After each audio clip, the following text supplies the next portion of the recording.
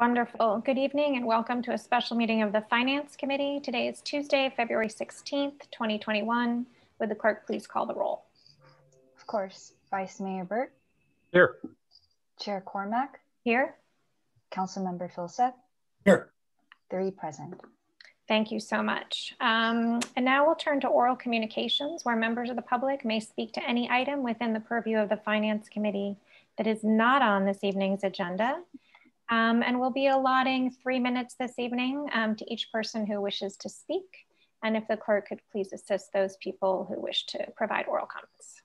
Yes, and whoever wishes to speak on any agenda or any item that's not on the agenda, please raise your hand in the Zoom app or press *9. We have Steve Rosenblum.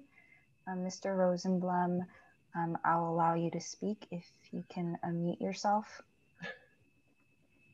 You have 3 minutes. Good evening, members of the Finance Committee. The last time we spoke to staff about divestment from fossil fuels was in 2018 when we spoke to Tara Narayan and Lalo Perez. And at that time, we asked the city to respect its sustainability commitment and stop investing in financial products that support fossil fuel extraction. At that time, the city had 13 bonds from the Tennessee Valley Authority in its portfolio, and there was no commitment to sell them immediately, but the people promised that they would try to get rid of them, and they have made a little progress. There are now only 10 left, but there are still the certificates of deposit in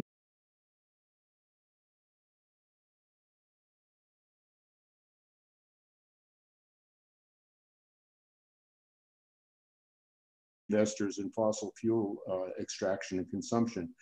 Goldman Sachs, JP Morgan Chase, Morgan Stanley, and Wells Fargo.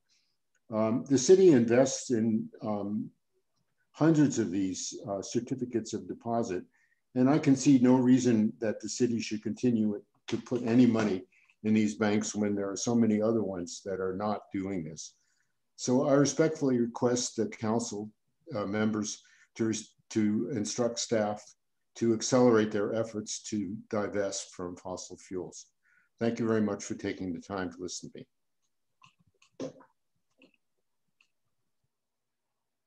All right, thank you very much. Our next speaker is Ms. Eisenberg. Ms. Eisenberg, I have allowed you to speak. If you can unmute yourself.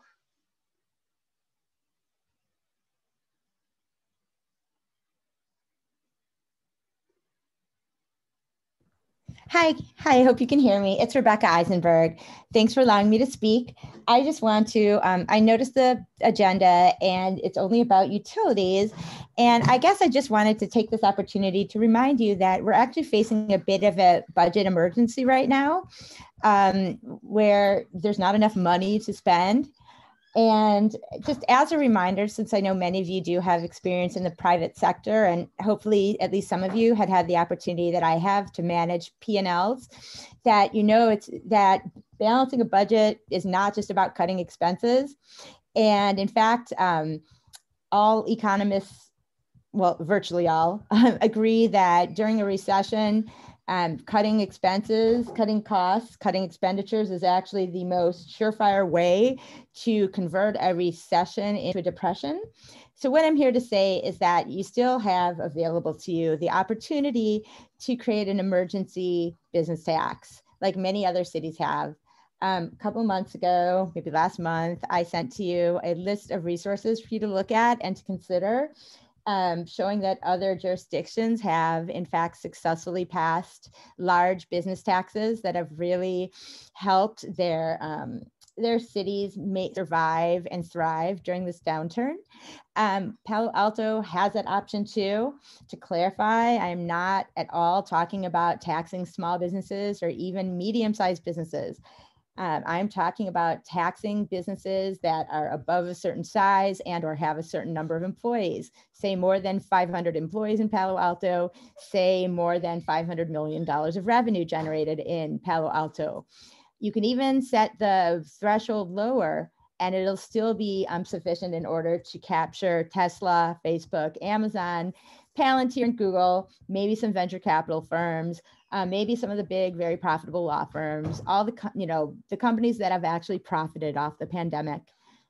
If we do that large business tax, we'll be able to reinvest in all of the community services that have been cut.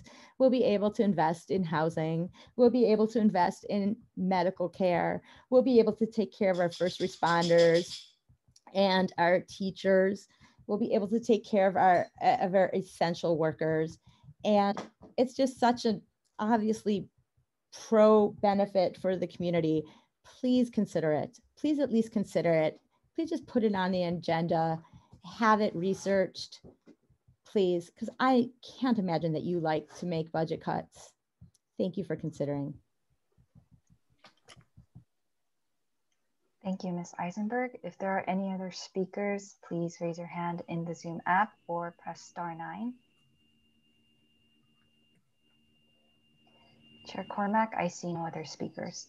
Thank you to the city clerk. And so now we move to our action item. It's just one, but it looks like it's a 77-page staff report. And so I believe we're going to take these in order with utility by utility. Does that sound right to you, Director Nose? That does, although I think there's one slight revision just based on staffing availability. Correct me if I'm wrong, Director Batchelor, we wanted to try and take up wastewater first. Yes, that is, sorry, couldn't hear you, Kylie. Yes, that is true. We're gonna do wastewater first. Okay, so for my colleagues and the members of the public, rather than having the lengthy presentation and then sort of doing all of our questions and comments at the same time, we're going to break it up utility by utility, and I'll turn it over to staff. Great. Good evening, Chair Cormack, council members, Dean Batchelor, Utility Director. Tonight, Lisa Belair and Eric Kinnestey from our resource planning group will walk us through our rate projections for the electric, gas, water, and wastewater. And this is for fiscal year 2022. A similar presentation was provided to the Utility Advisory Board back in December the 2nd during that meeting, and staff made a similar presentation. But again, as Kylie mentioned, we're going to do wastewater first, and then we will shorten down the presentation of that 77-page report that you received all.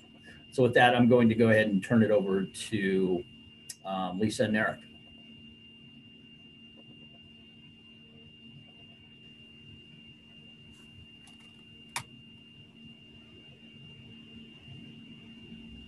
I think you might be on mute, Mr. Keniston. There you go. Eric, still can't hear you. You're on. You're unmuted. Hear me now. There you go. There we go. Okay. The headphones are canceling. So tonight we are bringing to you the preliminary rates projections, as Dean said, for the electric, gas, water, and wastewater. We also have, as part of that, we let you know what the preliminary views are for the refuse and storm drain as well. So let's just actually shoot right to the next slide, and I'll try to breeze through these next few slides really quick. And basically tonight, what we're bringing to you is recommendations for a 3% rate increase for the gas utility, a 3% rate increase for the wastewater utility. There are no projected rate increases for the electric, water, or refuse utilities. The storm drain increases annually by the CPI, and based upon what we got for December, that will be going up by 2%. The future rate outlook for most of the for all the utilities are range between 3 to 5% for the next 3 to 4 years. Moving on. One of the things that we do always look at whenever we go into the rate setting process is to try and look towards cost containment. And one of those part of that strategy, part of our strategic plan has been trying to get out there and bring these financial plans to both staff and to you sooner rather than later on in the year. So we're achieving that by bringing out in the fall the completion of the preliminary rate forecasts. Next month, I believe, we'll be start to UAC with all of the water, electric, and gas financial plans. The wastewater has already been heard and will be going to finance shortly. We also always review our HR, our vacancies, outstanding positions, and regular review our performance metrics and expenses.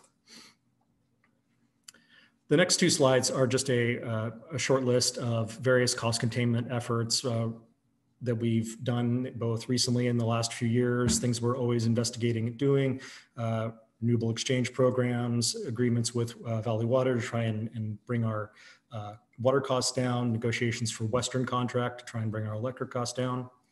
This continues on to the next slide as well. And I'll try to speed through these quickly just to, like I said, get you on to the wastewater. So here we go. The switching to new customer information system to reduce our support costs, adding batteries to solar resources to improve value.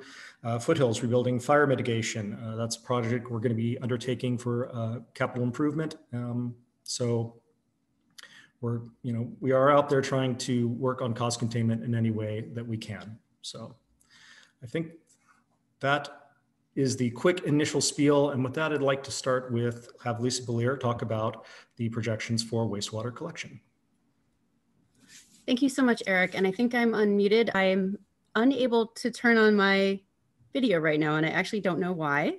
Well, we can hear you. We can hear you, Ms. Belier, loud and clear. Okay, thank you so much. So let me go ahead and just get started with, let me see if I can get my video working.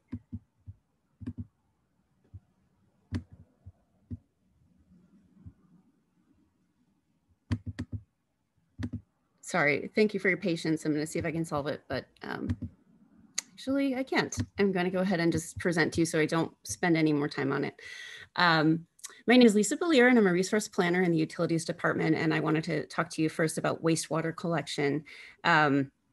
So last year, wastewater rates did not increase, and the rates that are in effect now have been in place since July 1st of 2019.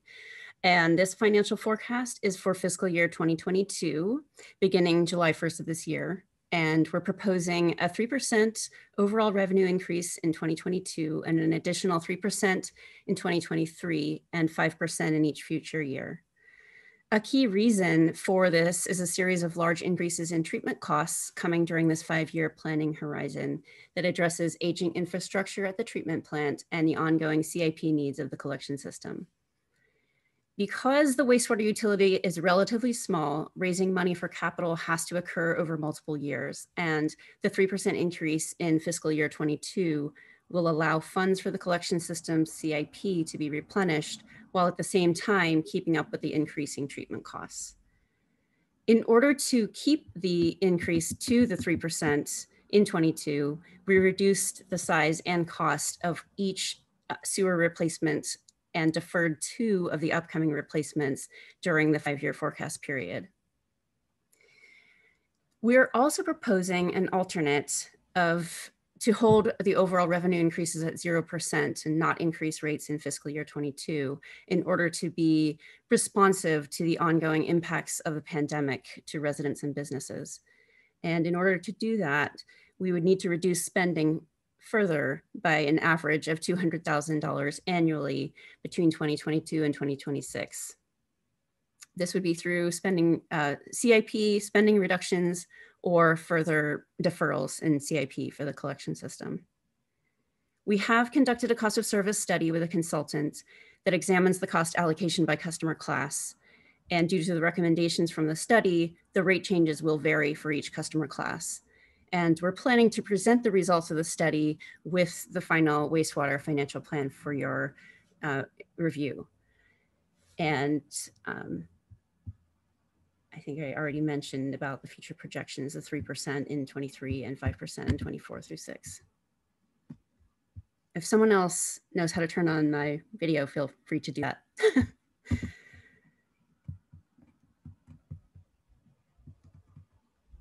So this slide shows the operations reserve, which is important to show you because it is a key reason why we're asking for the 3% rate increase. The red line shows the operations reserve year-end balances. I'm showing the full 10-year period because the operations reserve dips close to the minimum guideline level during the later 5 years. So you can see that with a 3% increase, the operations reserve stays within the guideline range throughout the time period. But without that increase, the red line does go below the guideline level, and the cutbacks that are needed in spending are greater during 2027 through 2031, those later 5 years. However, there's uncertainty in the 10-year forecast, in particular in the areas of the timing of new debt service at the wastewater treatment plant and what will be the final inflation assumptions in the adopted budget this year, as well as how COVID will impact the sewer usage and the timing of the COVID recovery.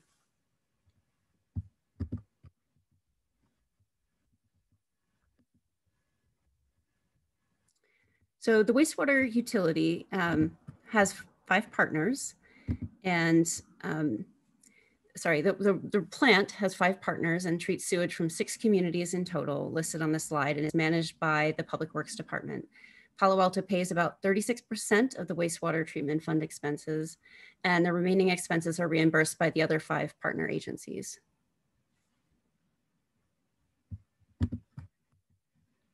The wastewater utilities costs are split approximately 50-50 between the cost of treatment and the cost of collection.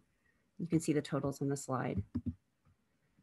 And I'm going to breeze through these fairly quickly, but do feel free to ask me to go back if you have any questions.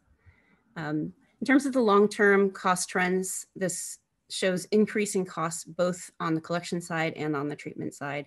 The treatment costs are expected to increase steeply, and it does depend, again, on the timing of some of the large infrastructure rehabilitation work at the treatment plant.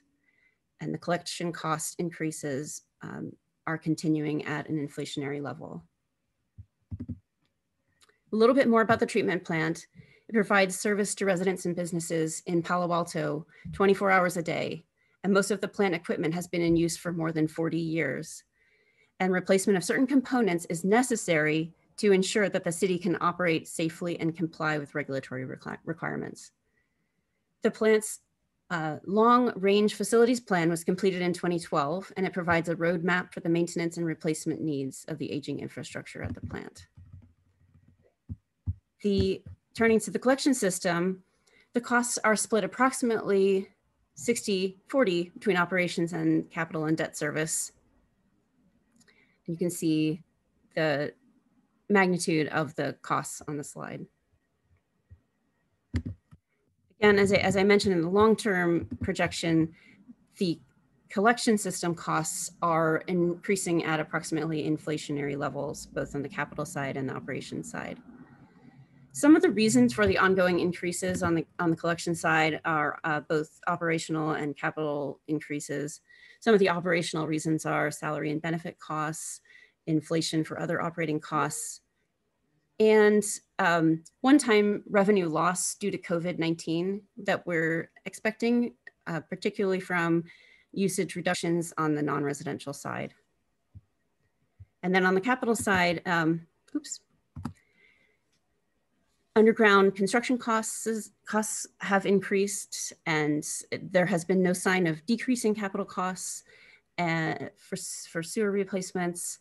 And but as I mentioned, staff has deferred 2 of the upcoming projects by 1 year in order to try to reduce the size of the budget.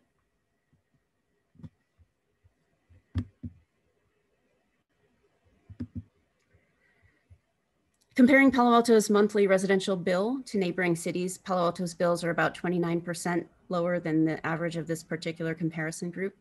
This is a comparison group that we use across all of the utilities as a group of cities that Palo Alto residents might compare themselves to. Mountain View and Los Altos share the same treatment plant as Palo Alto. while Menlo Park and Redwood City have a different treatment plant that has been upgraded more recently. And Santa Clara and Hayward are good comparisons, as they often have low rates. On the commercial side, however, the comparison is a little bit less rosy, with Palo Alto's rates being about 10% higher than this comparison city average. For restaurants, Palo Alto is a little bit below, 6% below the comparison city average. This chart shows in the stacked bars, it shows the cost categories for each of the past several recorded years and the projections for the current year, 2021, and the upcoming 5 years. The blue bars show the treatment costs, both capital costs in dark blue, and you can see those increasing significantly, as well as the light blue bars showing the treatment operation costs. The green bars show the collection operation costs, and the orange bars show the collection capital costs. The orange bars going forward represent the annual amounts transferred from the operations reserve to the CIP reserve. So this year we're planning to request to make more active use of the CIP reserve so that the CIP funding would be transferred from the operations reserve to the CIP reserve, and then the spending would go out of the CIP reserve. And in that way, fluctuations in the annual CIP spending needs for the collection system with main replacements planned every other year will be reflected in that CIP reserve, so that the CIP needs from rates and from the operations reserve will remain steady, as shown in this chart. So I just want to bring you to a slide that shows you what that CIP reserve looks like. And again, I'm showing you the 10-year period because you can see that the funds are sufficient in the nearer years, and then out towards the end of the 10-year period, this reserve also is still within guideline levels under this proposal, but it does get closer to the minimum guideline. So what this chart is showing is the year-end balances for the CIP reserve for the projected 10-year period, current year 2021, and then in 2022 through 31. So to summarize, we're requesting a 3% increase along with an alternate proposal of 0%. But we recommend the 3% primarily because of the needed infrastructure upgrades at the wastewater treatment plant. And we would like to request the Finance Committee's support. So with that, I don't have any further prepared comments on the wastewater utility. I did want to mention that Jamie Allen, plant manager, is available. And so that's why we wanted to take any questions that he may want to weigh in on now. Thank you, Ms. Valier, and welcome, Mr. Allen. I think given the fact that we're going to have this chunked out, I think we should stop and take public comment at each one along the way, just in case there's someone who might want to weigh in. So at this point, if anyone would like to make a member of the public would like to speak on the wastewater utility preliminary projections, now would be the time to raise your hand. Yes, Chair Cormack, we have one person, Ms. Rebecca Eisenberg, who Go ahead. I have just allowed to speak. Ms. Eisenberg, if you can unmute yourself, you'll have 3 minutes on the timer.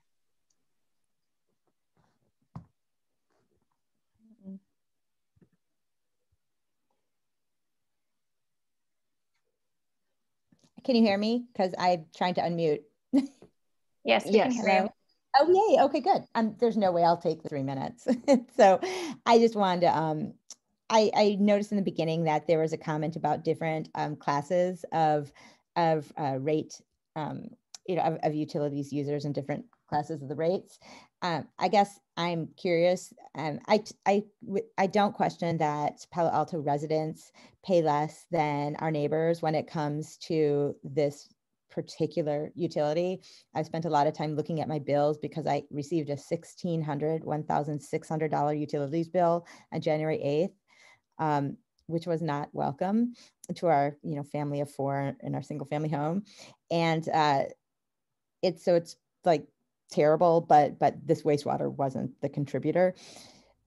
But I wonder if you also have done a comparison analysis of how our business users compare to local jurisdictions. Although there aren't any official statistics on how much of our city is owned by corporations versus individuals. Some have speculated that as much as 80% of our land is owned by corporations. And I know that a lot of that is land that's just been empty, abandoned, development projects south of Stanford. But for those who are actually using utilities, I'd be curious, and I know you can't necessarily answer my questions, but I'm the only speaker here. I'd be curious to know about on the corporate side, how it compares and whether you have step ups for larger businesses when there are many users, because of course, big employers are going to be using more than residents. And so that's really my question. And except for to say to the city council, wouldn't it be nice if we could subsidize our residents rather than raise the prices, which we could do if we taxed our largest companies like Menlo Park, Mountain View, and East Palo Alto do. Okay, thank you. That's all. And thank you for your hard work on this. Thank you, Ms. Eisenberg. If anyone else would like to speak on this agenda item, please raise your hand on the Zoom app or press *9. And Chair Cormack, I see no other speakers.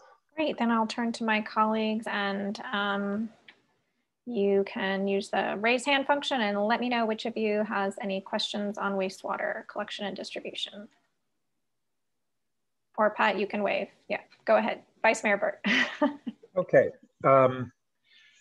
so I'm just kind of getting back into the middle of this after pausing for a few years, but one of the big issues has been, the pending huge capital costs for rebuilding all of our wastewater treatment plant virtually. And one of the things that was apparent a number of years ago is our partners, so we've experienced with our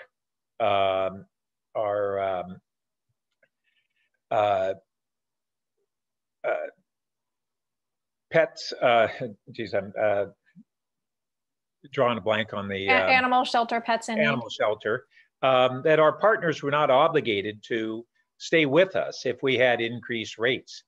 And so what we've had is exceptionally low rates over a number of decades as our equipment was gradually deteriorating, and we knew that we would have to replace it. And then at some point in time, we could have significantly escalated rates. And would we go from offering our partners exceptionally low rates compared to elsewhere to higher rates that might be tempting them to jump ship.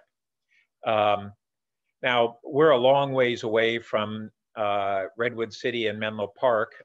Santa Clara is with the Sunnyvale plant, right? So they're basically similar rate structure, is that correct? Santa Clara and Sunnyvale? They're actually with San Jose. There was San Jose. Okay, so we don't see Sunnyvale. And I think that would be an important comparative point, even though we haven't used them traditionally. That plant is the other Santa Clara city manager. Did you have something to add on that? Or no, I'm sorry. And so I'd be very interested in that. And how do we really do more of a front loading of the capital revenue raising that we're going to need for the coming years? And then connected with that is a discussion we've started having at the council on other capital projects, is that we had been, as a city, fairly or pretty cautious on long-term debt. And over the last few years, the cost of that debt has kind of in the ballpark dropped in half. And the Fed is really subsidizing long-term loans at the present time. So I wanted to hear from the staff any thoughts they have on, one, how well are we spreading the cost of those upcoming huge capital costs? And second, whether we should be considering an increased debt amount. I couldn't tell in the slide, you had a combination of capital expenditures and debt service. And so I'd be interested how that breaks down too. So sorry, that's several kind of interrelated questions.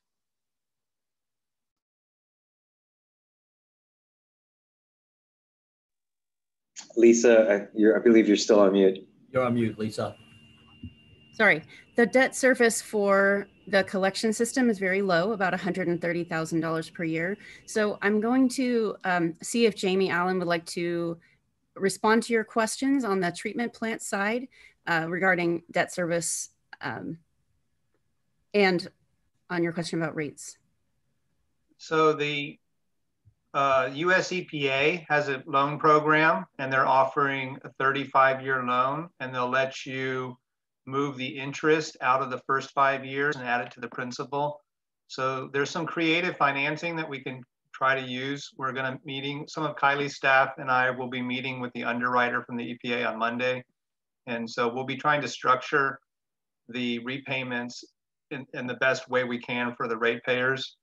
In terms of prepayment of build the reserves, that's more of an ASD question and utilities question. But we are trying to work to get low interest rates from the state of California and from the US EPA for our capital project.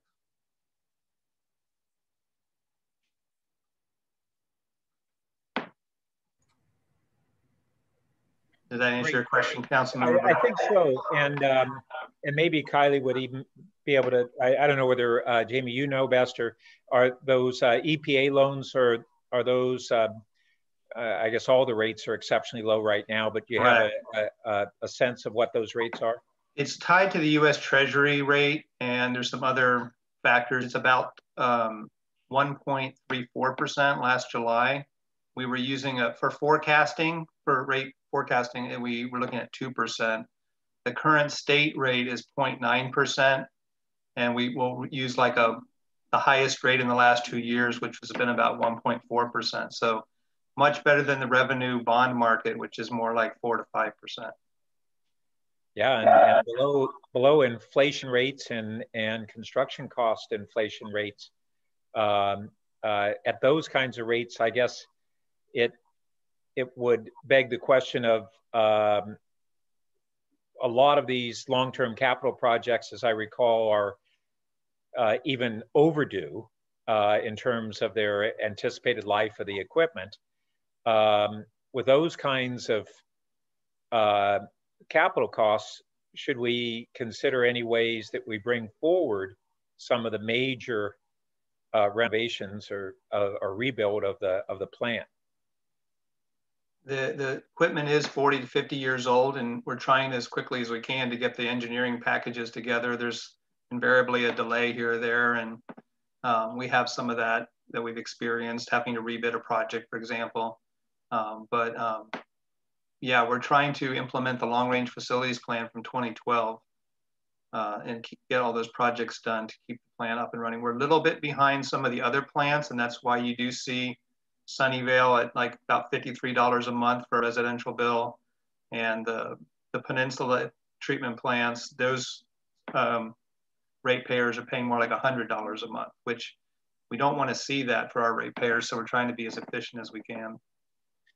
So are there any ways that you would be able to accelerate this? You say the engineering drawings, is that principally outsourced? Are there ways that we need to prime this pump to accelerate taking advantage of current opportunities? Not sure how to answer that. I'd have to get back to you on that. Okay. Yeah, I think that's a very fair question, certainly as a part of our budget prep for the upcoming fiscal year. I know we're in the middle of that already. And Jamie also made reference to the state revolving loaned fund, which I know we've been using as quickly as we can. So I think the driver here may be one of project delivery timelines, design and getting that put together. There's also been this issue of the processes and what sequence can the systems be taken out of service. So definitely a discussion we want to take back with Public Works and look at a little more detail. I would say, like, for one of our major projects, the secondary treatment upgrades, we'll have the design package complete in June, but getting in line for financing, we may not actually go to construction till 2023. So it's frustrating to have a design ready, but getting these big loans together and getting the low interest loans requires a few extra hoops to jump through. So okay. Not complaining, but it does take some time. Yeah, I appreciate it. This is complexity. I guess one of the things, as I realized, would be useful for us, and this would probably come from Kylie, is with those incredibly low rates that you cited, if we look at the major capital project portfolio you had, which was $250 million or so, right? If I recall that, or I'm not sure what the round number is. Vice Mayor, sorry to interrupt. I think we're ranging far afield from wastewater collection if we're talking about the whole one. Oh, it's a wastewater collection and treatment. I thought okay. As long as you're sticking to that one and not the whole budget. No, I'm talking about their capital budget for treatment that they shared on the slide. Okay, it sounded like you had a larger number. Keep going. Nope. I'm asking for confirmation what that is, but it was on one of the slides. Yeah. And so what would be if we had debt service on all that? How much savings do we have under today's interest rates versus what we had a few years ago, when I think maybe these were lower, but I seem to recall around 5% was our borrowing cost, and if those rates return, the traditional rates. So how many? If we do some modeling to just inform us how much we might save by locking in these things now. Okay, so it's a little under 200 million, looks like. Yeah, around 200 million. Okay. So that's a lot of money, and I just be curious on that. I don't expect you to have that tonight, but I think that would be a useful thing to look at. Say, all right, if we are able to secure the loans under the current rates, how much are we saving? This is one reason we pursue the low interest loans first, using the revenue bonds as kind of a priority of last resort. Great.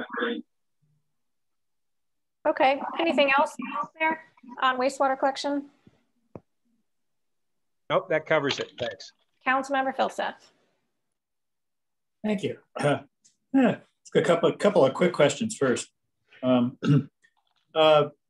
the second option where we defer $200,000, what do we not get if we do that? Yes, so it's $200,000 on average in each of the 5 years, and then about $1 million in each of the subsequent 5 years. And it means that it would come out of the collection CIP budget. And I would like to see if Sylvia would like to say any words about how that would impact the main replacements. The current Vice Mayor and council members, this is Sylvia Santos, manager of water, gas, wastewater engineering. Sorry. So the current cost is about, I would say, $1.4 million per mile to replace the sewer mains. So for $200,000 will only buy us like about 1,000 linear feet of pipes. It's about 2 to 3 blocks. If that answers your question. Well, I mean, sort of not really, because between X or X minus 200,000 a year, I'll take X minus 200,000 a year. But the question is, do we need it? Maybe I can put it into context a little bit with the size. Right? So help me out with this. Okay. Go ahead, Lisa. I wanted to just put it into context a little bit with the size of the collection system CIP budget. It's about a $20 million 5-year budget at this point. With the cuts that we've made, we cut about $4 million of main replacements by deferring projects and by reducing the size of projects. So this is additional, a $1 million additional, $200,000 per year on average additional cut during the 5-year period. The problem is if you do that and you accomplish that $200,000 reduction, if you go back to the operations reserve chart, you have to make more reductions during the 10-year period. So it comes down to if you think that the assumptions are too conservative and if the operations reserve will remain within the guideline range or not in the longer term. That's why I was showing you that longer term 10-year period for the operations reserve. Let me return to that slide. Okay, if I understand what you just said, it's that if we elect to spend $200,000 less per year, we pull it out of the operations reserve. Okay, so we're still making the same investment in capital. It's just we're burning down the operations reserve another $1 million. Is that what you just said?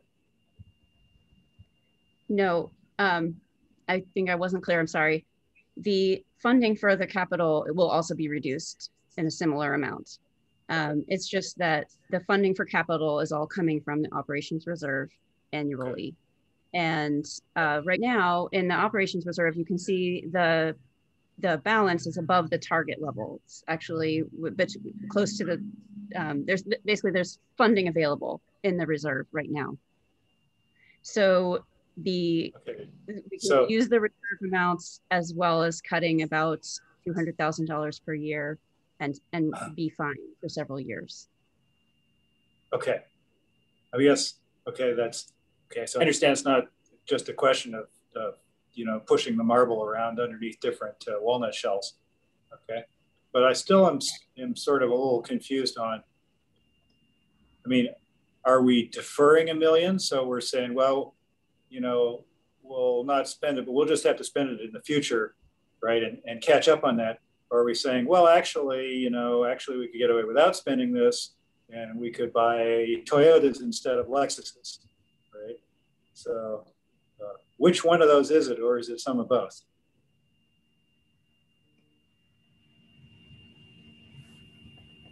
I think with less budget, we will just focus on fixing defects that cannot be addressed with maintenance activities. Okay. So for example, if you have structural defects in the pipe, such as broken pipe or missing section that require replacement, then we'll address those first. Okay. Yeah. So what are we not doing if we spend $200,000 less a year?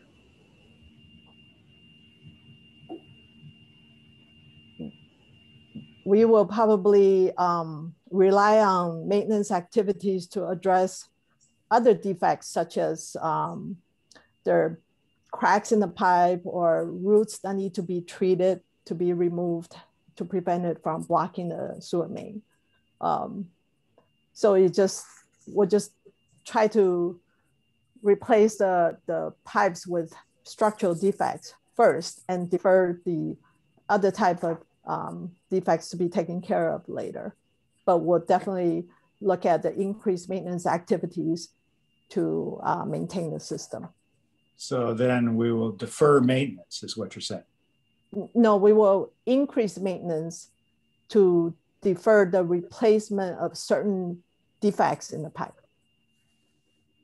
So for example, we'll have maybe more flushing or more root treatments to address those defects that can be addressed by maintenance activities.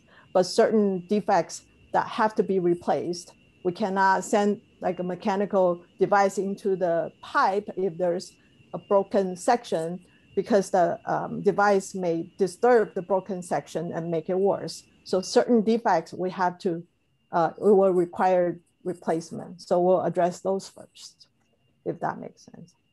So Councilmember Philseth. Yeah. If I get I'm struggling here. I'm not understanding this. You know, in general, I'd rather spend less money, but not less than we need to, right? So I get that you want to spend less money, but what's going to end up happening is as Sylvia was trying to explain, is that we're just going to patch the system. Yeah. Because basically what we're going to do is that we're not going to be able to do the CIP and actually replace, you know, a block or two or longer. And if Right. there are going to be breaks or there's going to be certain issues with that, we're just going to replace a 5-foot piece of pipe in the ground. We're going to open up the street, replace it, and we're just going to continue down doing that, because at the end of the day, at the end of the 5-year period of time, it's $1 million. And we're just going to continue to push our CIP projects further and further down the line. And we're just going to put Band-Aids on the system. Okay. So we're going to defer upgrades that still need to be done anyway. It's just that we're going to, you know, push them into the future instead of doing them now. I think is that what you just said? That's correct. Yes. Okay. Yes. So do we need to do these things? So, yes. So why are you bringing us a proposal that says, you know, don't do some stuff we need to do? Well, the other, like I said, the option is to go with 0. And the thing is that we'll piecemeal the system back together because of the costs that we're going to have if we don't get a 3% increase on this. Right. I understand. Okay. Which it's kind of leading into my sort of next question, which is kind of a larger question, which is, you know, if I look from your presentation, so first of all, you got collection costs basically tracking inflation, and treatment costs going up substantially faster than inflation because of, you know, an increase in CapEx, right? Although you got inflation at 2 to 3%, and I think inflation is less than that this year. In fact, you know, the county assessor has given us 1.6%. Inflation. So our revenues are going up with inflation 1.6%, but our expenses are going up with inflation 3%, right? And in the out years, I know this, by the way, that all the utilities have a strong correlation in the out years. They're all doing 5% from 23 to 26, whether it's electricity or stormwater or whatever. So that's remarkable, right? So we're going faster than inflation, okay? And we're also burning down a bunch of the reserve, right? Because it's a lot smaller at the end of 10 years than it is at the beginning. So the vice mayor a few minutes ago said something that I sort of stuck in me. He said that, well, for a number of years, if I understand what he said for a number of years, we held rates artificially low by basically not saving for future capital expenses. And so therefore, now that we got to pay for those, the rates are going to be higher for a while. Is that accurate?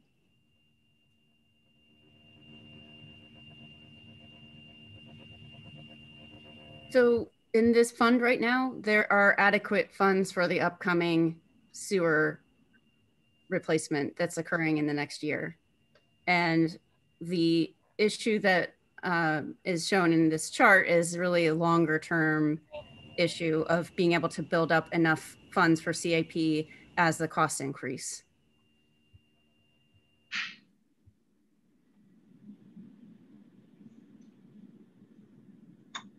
Okay. I'm not sure. I'm not sure what I'm hearing here, but sorry, go ahead. Well, so along those lines, I think the fundamental question is, are we keeping up with the need for replacement? And yes, I'm not sure. You know, yes, thank you. That is the question. And so, Dean, Lisa, others, maybe, could you opine on that question? Because ultimately, it's a trade-off.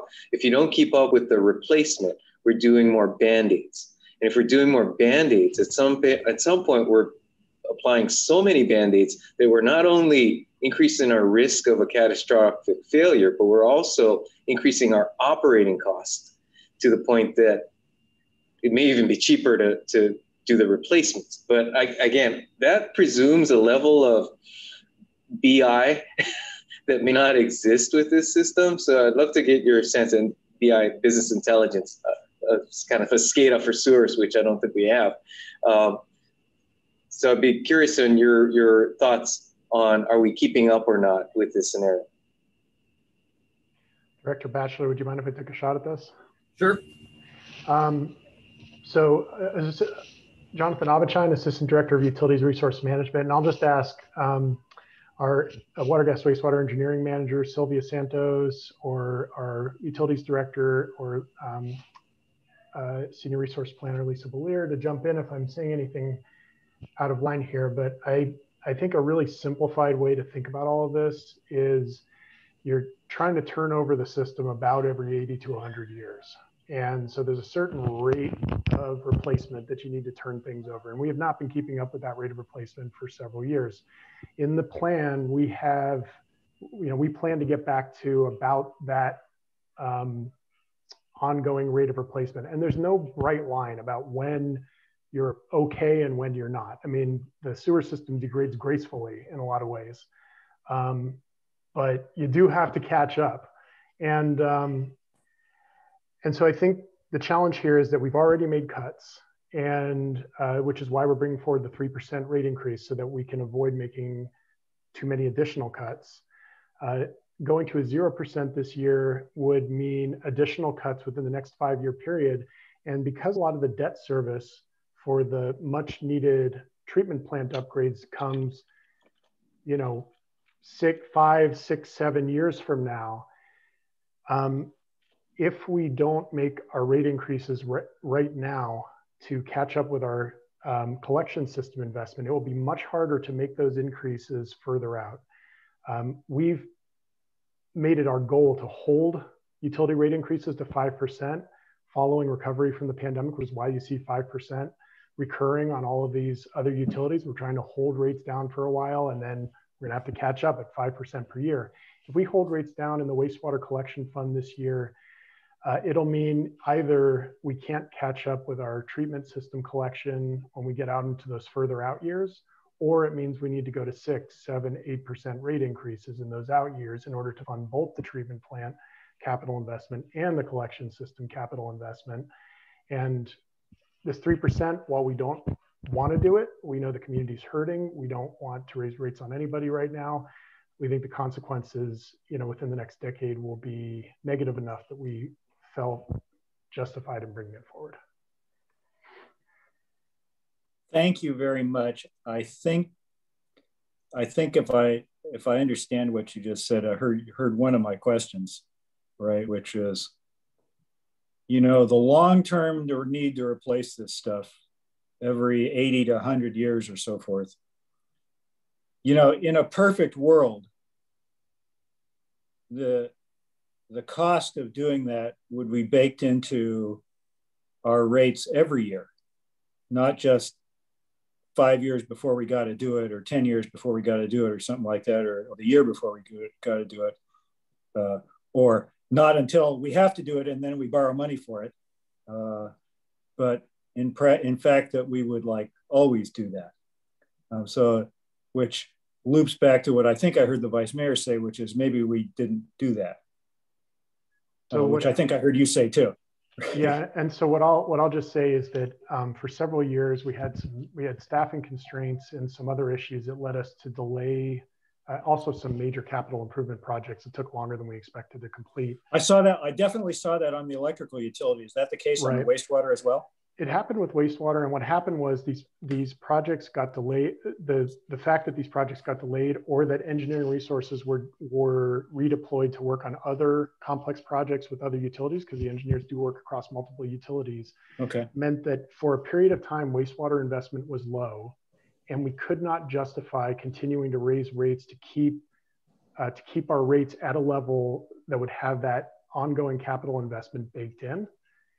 And so we fell behind with our rate increases, and now we're having to catch up. And this rate increase trajectory will, by the end of it, will have all of that capital investment baked back in going forward for the future.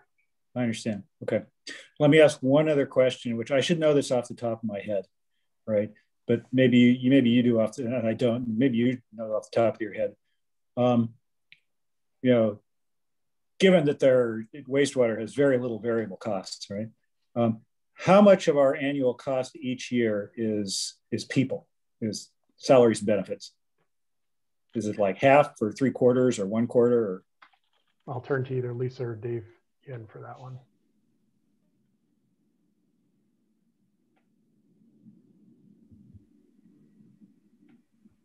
I should know that as well, but I'm going to have to, I don't want to give you something wrong. So I'm going to see if Dave knows. Otherwise, I'll look it up. I did some work on it before, but I don't have it fresh in my mind. We may need to take a few minutes and get back to you on that one. Okay. Ballpark is good. Okay, thank you. All right, thanks, Councilmember Filseth. At this rate, we're going to be here until 10 o'clock if we're spending an hour on each one, but that's okay. These are important, and I think it's good to get all these questions out in the beginning. So at a top level, I want to say that I think staff has done a really thoughtful job balancing our long-term needs and, in detail across all of these and the short-term concerns. So just at a top level, because I think when they're done with all of this, we'll come back and look at them all together and see how it looks. And I thank my colleagues for their questions, and particularly, Mr. Abensheim, that was super helpful, the thinking about the 800 years and the catch up versus keep up. It's pretty clear how we got here. And I guess, yeah, it's interesting to think about, should we be, it's really the time frame. How long is that, is the new sedimentation tank going to last? And how soon should we start saving for it through the rates, et cetera? So I appreciate the detail on that. One overall question I had, now that I've spent a couple more years with this, is I wonder if staff could refresh our understanding of the intended purposes of these reserve targets, because all of the discussions we're having are about staying within the reserves. And I think at a top level, we certainly used a fair amount of the BSR last year in our budget from an operations standpoint on the general fund. So while we're spending lots of excruciating detail, appropriately so, in this time frame across the 10 years, can staff just take a moment to talk with us about the minimums and how they're set and what we would use those reserves for? Because if it's not this, that's a question we'll get. If we're not using it for this, then what's it for? Let me take a stab at that for wastewater, and others can add to it or as needed. But as we're looking at the operations reserve here, the minimum guideline is 60 days of operations and maintenance and treatment expense. So the idea would be that to have enough funding available in the event that there was interruption in revenue to pay for those costs for 60 days. And then the maximum is 150 days of operations and maintenance and treatment expense. And then in the capital, do you have any other questions on the operations? Yeah, so is that like an industry standard? I mean, is that something that, or is that a best practice? Yes, I believe that at the time. Yeah, go ahead. Mm-hmm. Yeah, first of all, I should have said this is explained in the reserve guidelines, reserve management guidelines, which are found in the back of each of the financial plans, which will be coming to you in the next few months. And yes, to your question, when it was established, I believe that it was for the operations reserve, an industry standard to have a certain amount of cash available to pay for those reserves and for the unexpected event of interruption in revenue. And I see, Jonathan, do you want to add anything to that? The only thing I could add is that's it's based on the 90 days of cash reserves. That's the rule of thumb from the Government Finance Officers Association. We took a look at that, and then we allow ourselves a band where we go plus or minus 30 days. So 60 to 120 days. And with each utility, we also do a risk assessment. And in the wastewater utility, the risk assessment would be above the lower band if we were to use that 60 to 120 day criteria. So we went to a 90 to 150 day criteria for that utility. Okay, super helpful. Thank you. And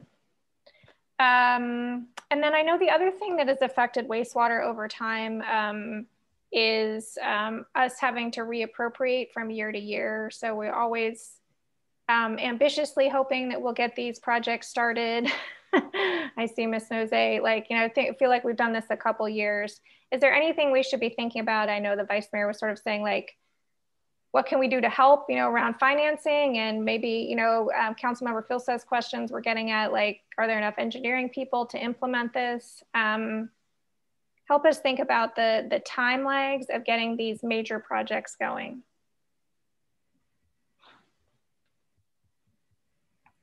So I can start, but I would, I think my perspective might be a little bit more on the mechanical side, but basically we are taking that into account in this forecast, and there are balances in the reappropriations and commitments reserves.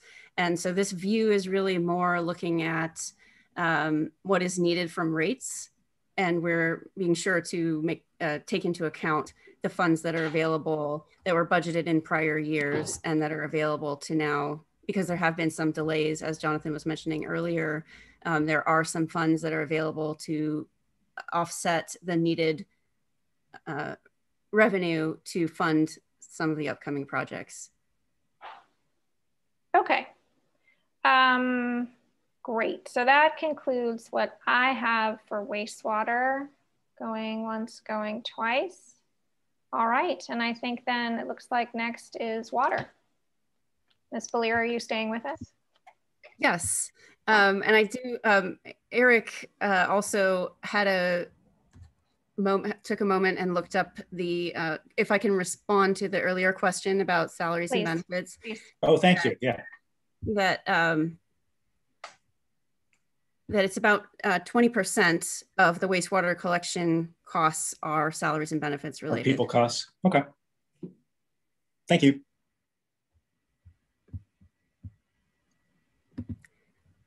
Okay, so with that, I will turn to the water slides.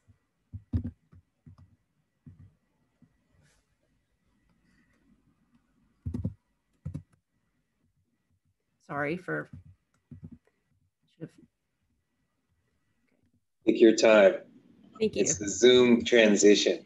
Yes. As long as you don't lose us, you're doing great. That's, yeah, I did get kicked off of a call earlier today, so hopefully that, yeah. So we're not proposing a rate increase for the water utility in 2022.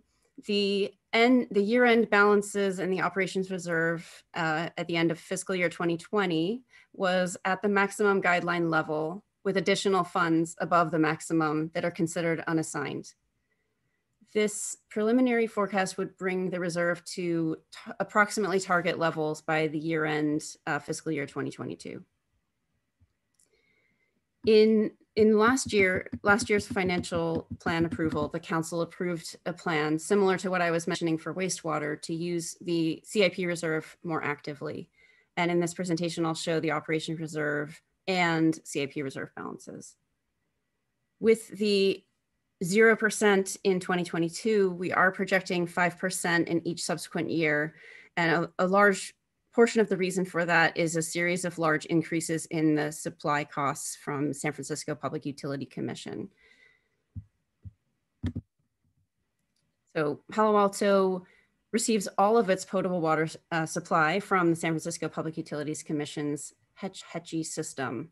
And included in our water purchase costs is the upkeep of that whole system. And you can see a map on the slide of that. Now within Palo Alto, the water utility has a distribution system that we operate and maintain ourselves. The cost of purchasing the water from San Francisco is referred to in this slide as the supply cost. It makes up about 40% of the costs, while the cost of maintaining and operating the distribution system is approximately 60%. And the distribution system costs are expected to increase by about a little bit below 3% going forward, while the supply costs are increasing at approximately 6% on average. However, in 2022, the San Francisco has informally communicated that they will not be increasing their rates. So we're not expecting a rate increase on the supply side until 2023.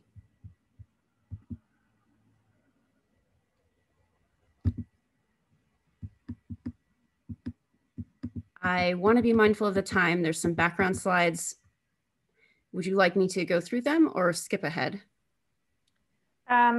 let's see, I'm pretty familiar with the WSIP, so let's skip ahead unless my colleagues have questions about that.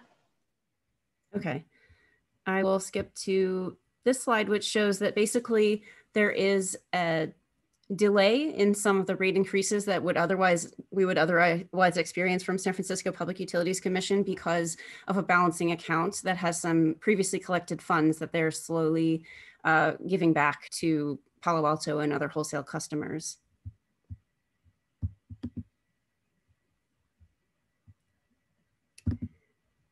And this shows a view of the way that the water distribution costs break down. So approximately 60% operations costs, 11% debt service, and 29% capital investment, but it does vary from year to year.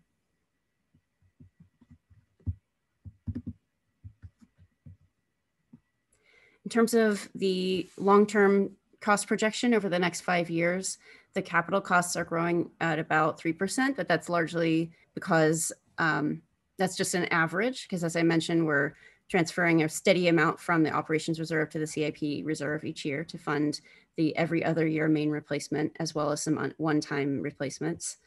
And operations costs are growing at about 3%. And that service is actually not growing. This is going to be corrected in the version that you'll see with the financial plan.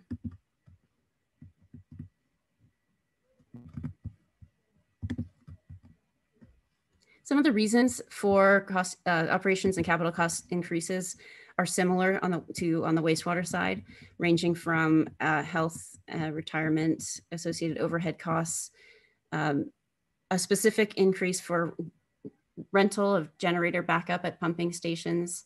That's about $1 million per year. And on the capital side, construction costs again have not declined. And there are one-time costs coming up for the replacement of several reservoirs.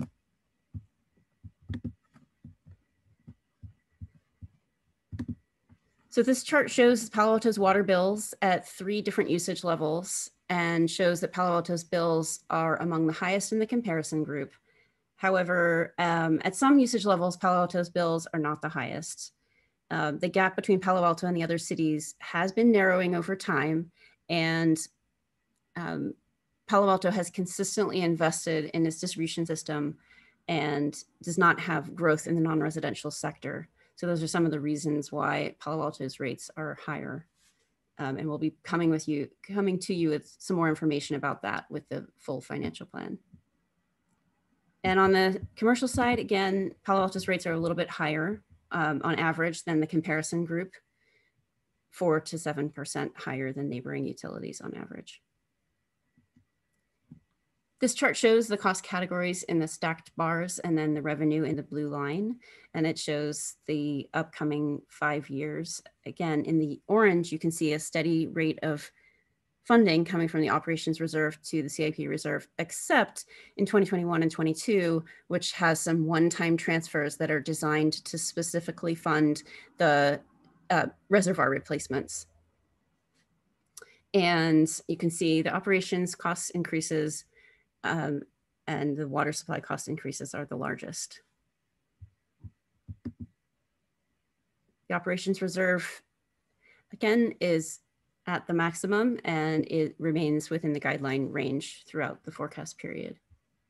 Although it goes down a little bit towards the end, it does come back up in the later years to the target level. And let's take a look at the CIP reserve.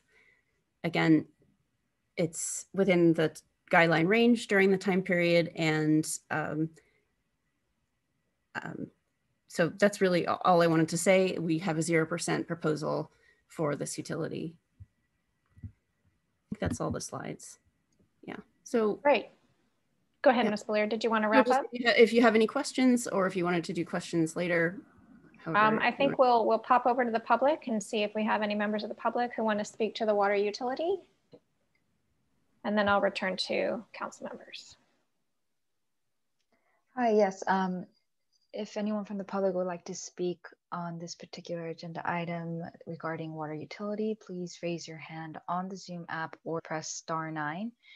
And we have one speaker, Ms. Rebecca Eisenberg. Ms. Eisenberg, I have allowed you to speak. If you can unmute yourself, you'll have 3 minutes on the timer. Hi, I should be unmuted. I don't mean to sound like a broken record, but I'm going to keep asking this until one of you asks this too, one of you meaning the City Council. Now, this presentation did actually break down what residential pays versus what business pays.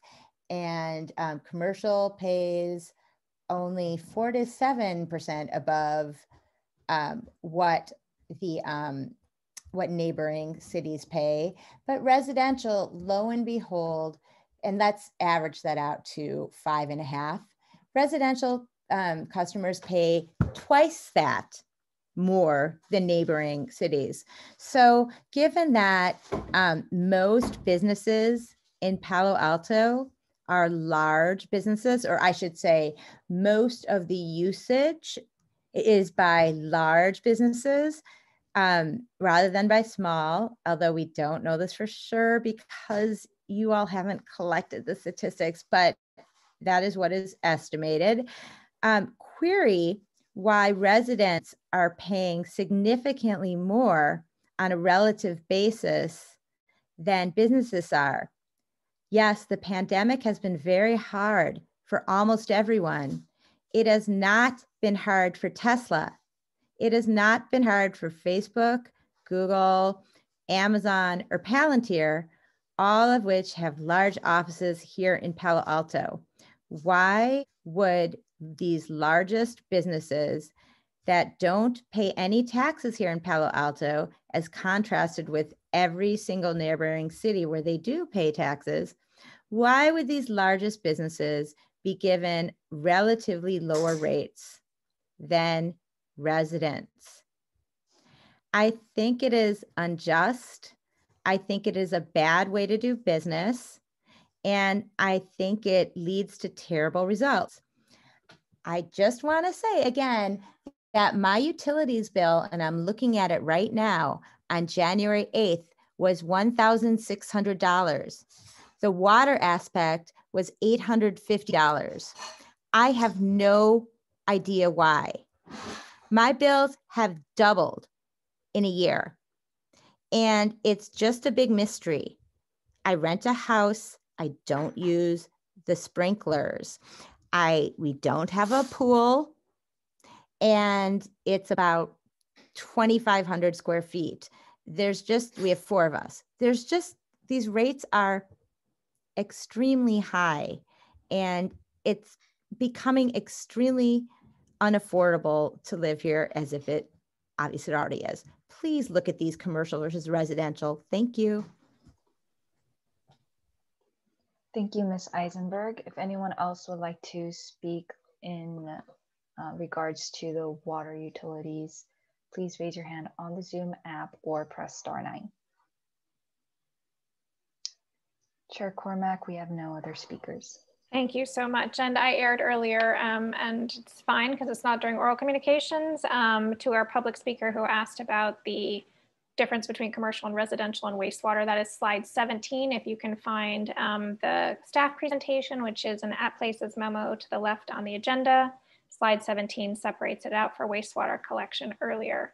And I wonder, Ms. Valier, if you could just let all of us, including the public, know you gave an extremely detailed presentation on the differences between our water rates that went into, I think, 3 different factors.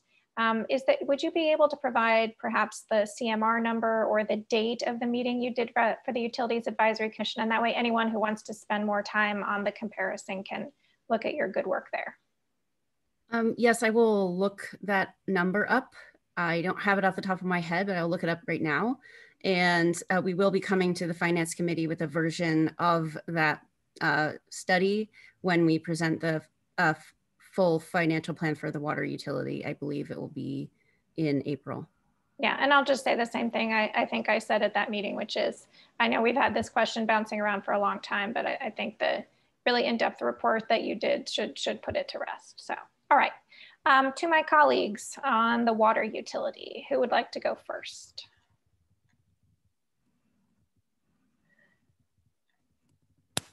Vice Mayor Burt, the floor is yours. Well, first, those slides were very useful.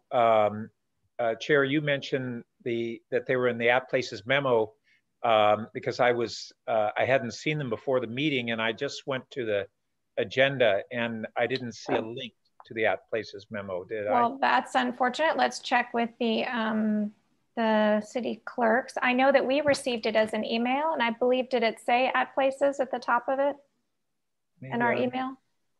Yes, it should be in the presentations. It lists as a presentation on the agenda. Let me double check. And the other thing, Vice Mayor, that sometimes happens is you have to refresh because if you've looked at the agenda before and then they add it. That's not it. Yeah, that's not it. Okay.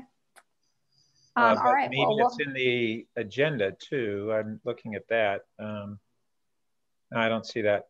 Oh no, that's the UAC. So anyway, you may be able to clarify it. We'll have the clerk take a look. Yes. Okay, so then one of the things on rates is that we're getting the forward projected rates and occasionally the staff reporter said, well, we had a last increase at whatever date. I've always found it very useful to have that trailing 5 years and including an average. So what in each of these utilities, what have we averaged on increases over the last 5 years? And my recollection is that they've been generally, with the exception of water, well, that's even leveled out. They were below inflation rates, but I'm not certain. And I think that would be real helpful because your audience is not only the council, it's the public. And if they don't, if there are people who have beliefs that utility rates have been going up drastically in recent years, including I think one council member, and if that's not consistent with the facts, we need to make sure that we are really sharing those facts and doing so repeatedly, because the public, the portion of the public that sits in on any meeting or this gets covered in the press is limited. I think we have to continue to look for opportunities to get the facts out there. And unless anybody has those numbers for this, I know that water was the anomaly a few years ago because of the massive cost of the rebuild of the Hetch Hetchy system. But the rest of our utilities were pretty stable, and now it looks like water is. I had one, I guess the other thing too is I know from the past that staff has broken down or done, I think, different nexus studies to determine what we could legally charge the different categories of users. Is that correct? Yes. So we're limited by law, and maybe if you can, I don't think we need to review them again at this time, but maybe it'd be helpful to post those, and maybe they're readily available on the website too. I just don't know how members of the public would see that and understand the principles that we're actually have legal constraints on what we can do, and we have to, and we've wanted to push the envelope in the past in terms of making sure that our commercial customers were paying their full share. Yes. On your first question, I'm not sure if the chart that I just put up has the information that you're looking for, but for the most recent 5 years, 2015 through 2019, the rate changes for the utility is in the red number at the top of each of the bars. So you can see what the overall rate increase, you can't detect from that what the supply increase was, but you can see what the overall increase was for Palo Alto in that time period. And on your next question about the cost of service studies, they are available in the staff report that where they are, they're linked to in the staff report where they're adopted. So for water, I'm not sure if there's a link in the current one, but I can add it. There was one when it was adopted, I think it was in 2019. And for wastewater, where we're presenting the cost of service study this year, we will provide a copy of that. Great. And then I have one specific question too. If we look at Chair Cormack's screen, we see this lovely lake behind her. And that's filled with Hetch Hetchy water, right? For staff, this is Barunda Lake at Foothills, in case there's any question.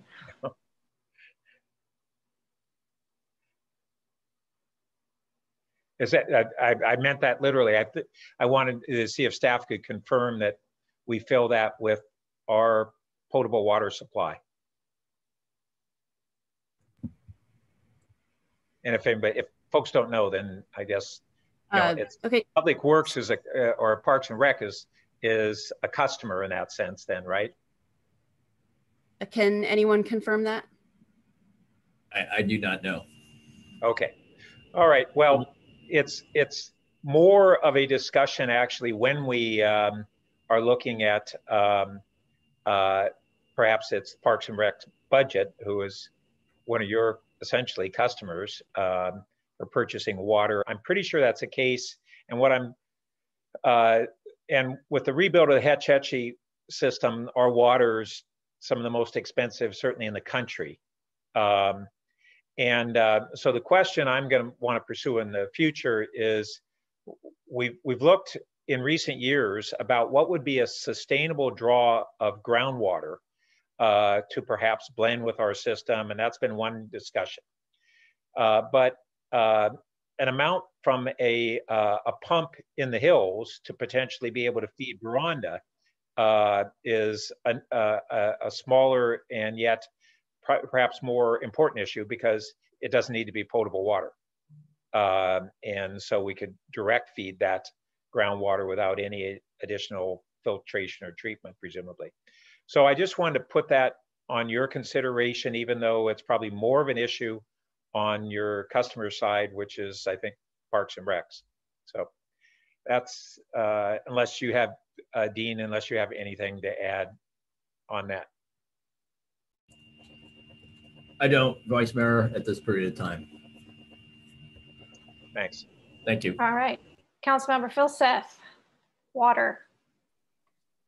I was about to pass on that because I figure I spoke enough on the last item. Except that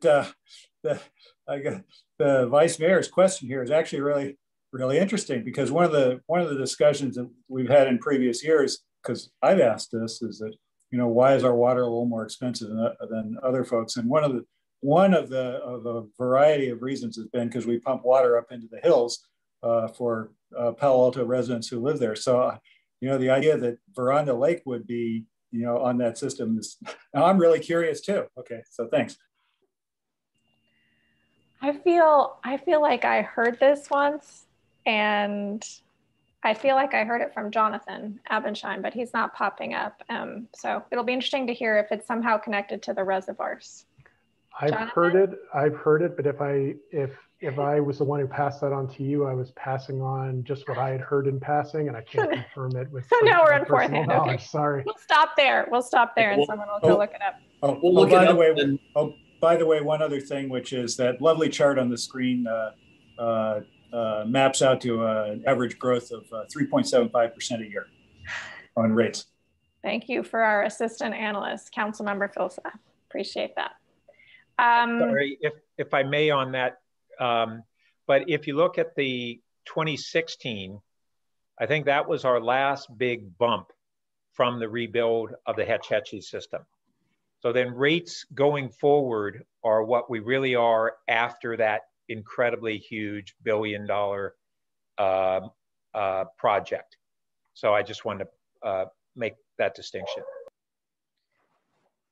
Okay, well, and then a couple of things have happened. One of which is, Ms. Belier mentioned earlier, the balancing account, which is what BOSCA agencies have with the SFPUC, and it's gotten to super high levels. So I think there's a lot of things going on in those numbers that isn't just the WSIP. So, but we can set that aside for another time.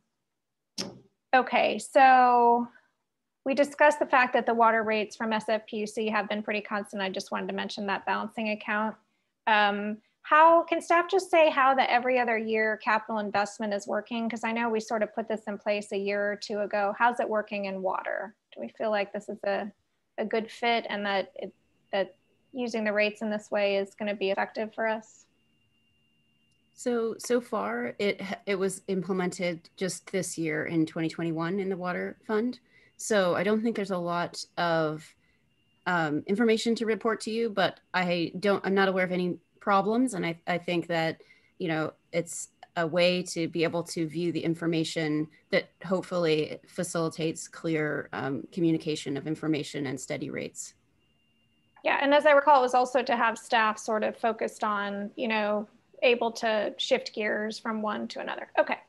And then, yes, go ahead. Add this real quick? Please.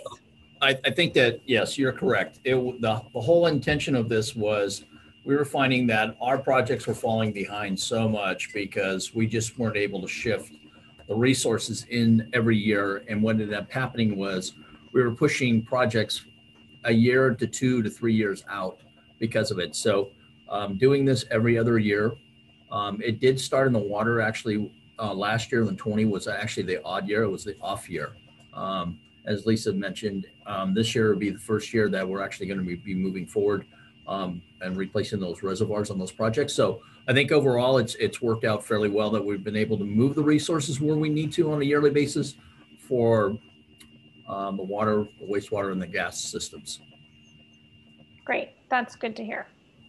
And then the final thing is just we touched briefly on the reservoirs, but I remember some scary presentation 1 or 2 years ago, either here or UAC, about the concerns and, you know, the hope, including the one up at Foothills, were we going to be able to rehabilitate it or replace it, and et cetera, et cetera.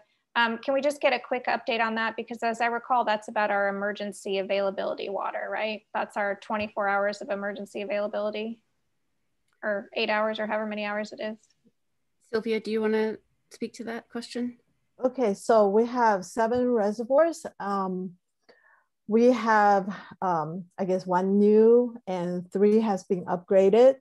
1 is in the process of being rebuilt. That's the Corte Madera. The project actually started this month. So it's in the design stage. Construction demo will start in April. The construction of the new tank will start in May.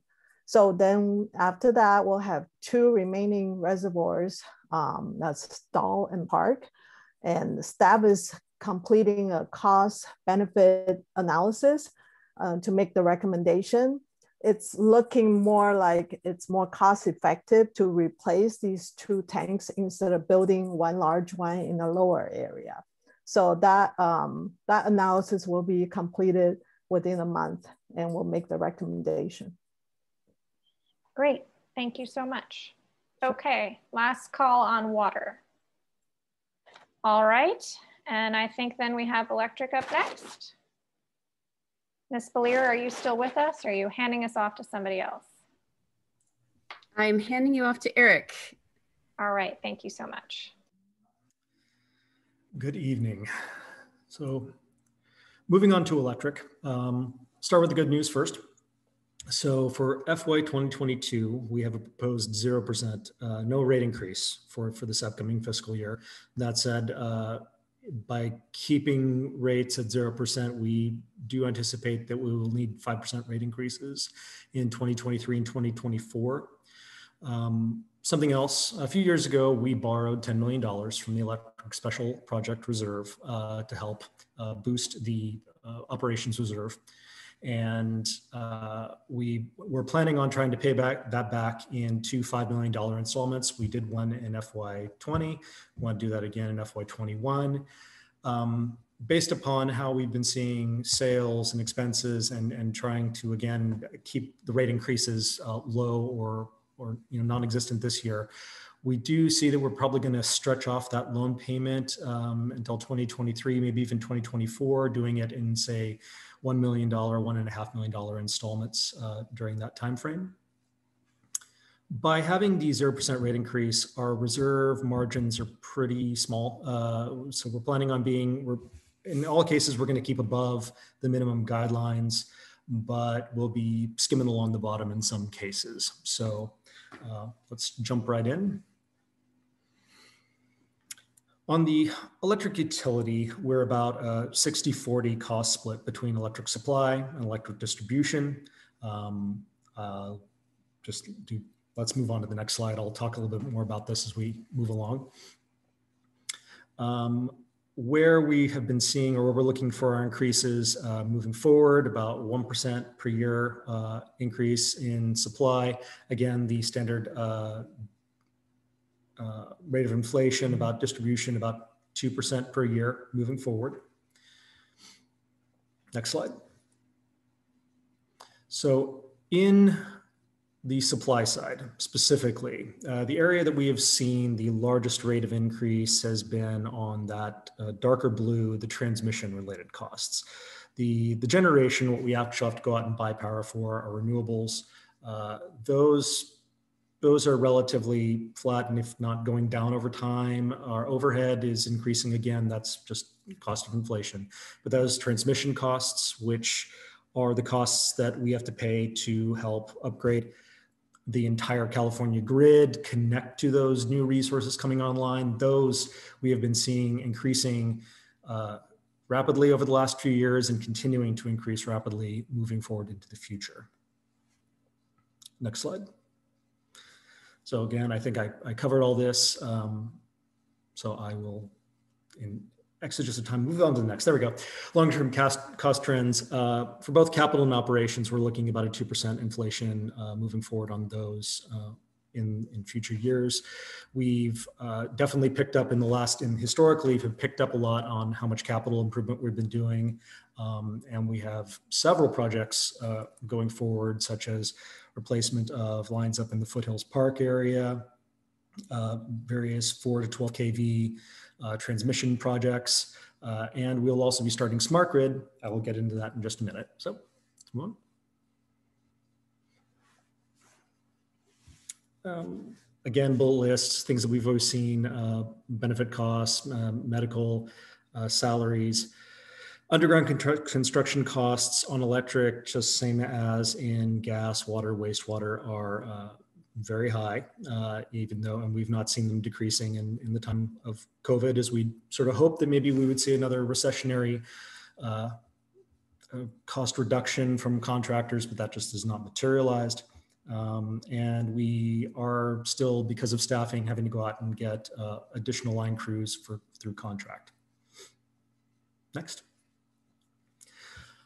On the comparison standpoint, for residential, we're about 34% below PG&E on average. And I know that the question has come up about commercial. I do not have a slide, but I can tell you that for small commercial customers, we run anywhere between like 40 to 50% lower than PG&E.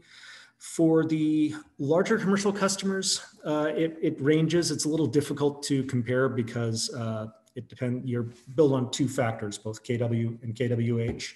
So depending on what kind of load, how they use their load, how they're utilizing their commercial property, we're still lower, anywhere between 5 to 25% lower than what you see in PG&E territory. Next slide.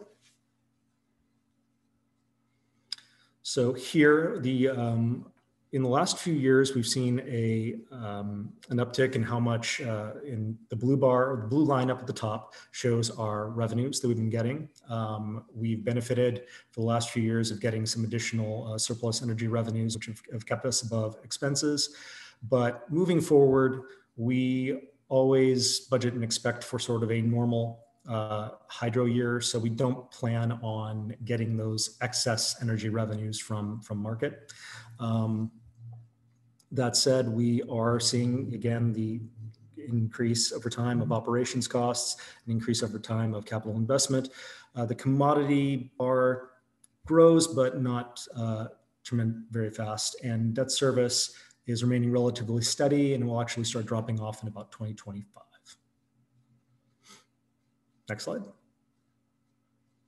I think actually that might end our whole. Yes. So again, getting to what I was mentioning earlier about reserve health. By having no rate increase in 2022 and then 5% going forward, we are skimming right along the bottom with regards to our reserve projections here on the supply operating reserve. We always try to engineer our rate increases to where we hit that target level by the end of the forecast period, but we are skimming along the bottom here. Same in the next slide will show the relative reserve health, including we have actually multiple reserves when we get to the electric side. We have, let me see if I can move on to the next slide. Here we show the operations reserve on the kind of pinkish line down below, as well as the hydrostabilization reserve. Something that was done a few years ago is we set aside a separate pot of money to deal specifically with poor dry hydro conditions. And we've put aside about $16 million right now out there to help us in case we enter into another drought situation. That said, we go out there and we do a risk analysis of what potential situations we might find ourselves in. And we want to make sure that we have reserves in both the operation and hydro to keep us above that supply related risk. And that includes things like a dry hydro year, defaults of contractors, a bunch of things. You know, it's a confluence of events that everything would have to happen all at once. It's hard to even conceive of how that would happen, but our total maximum risk potential of about $20 million. And we do have reserves above that level. So that's where we want to see on the supply side there.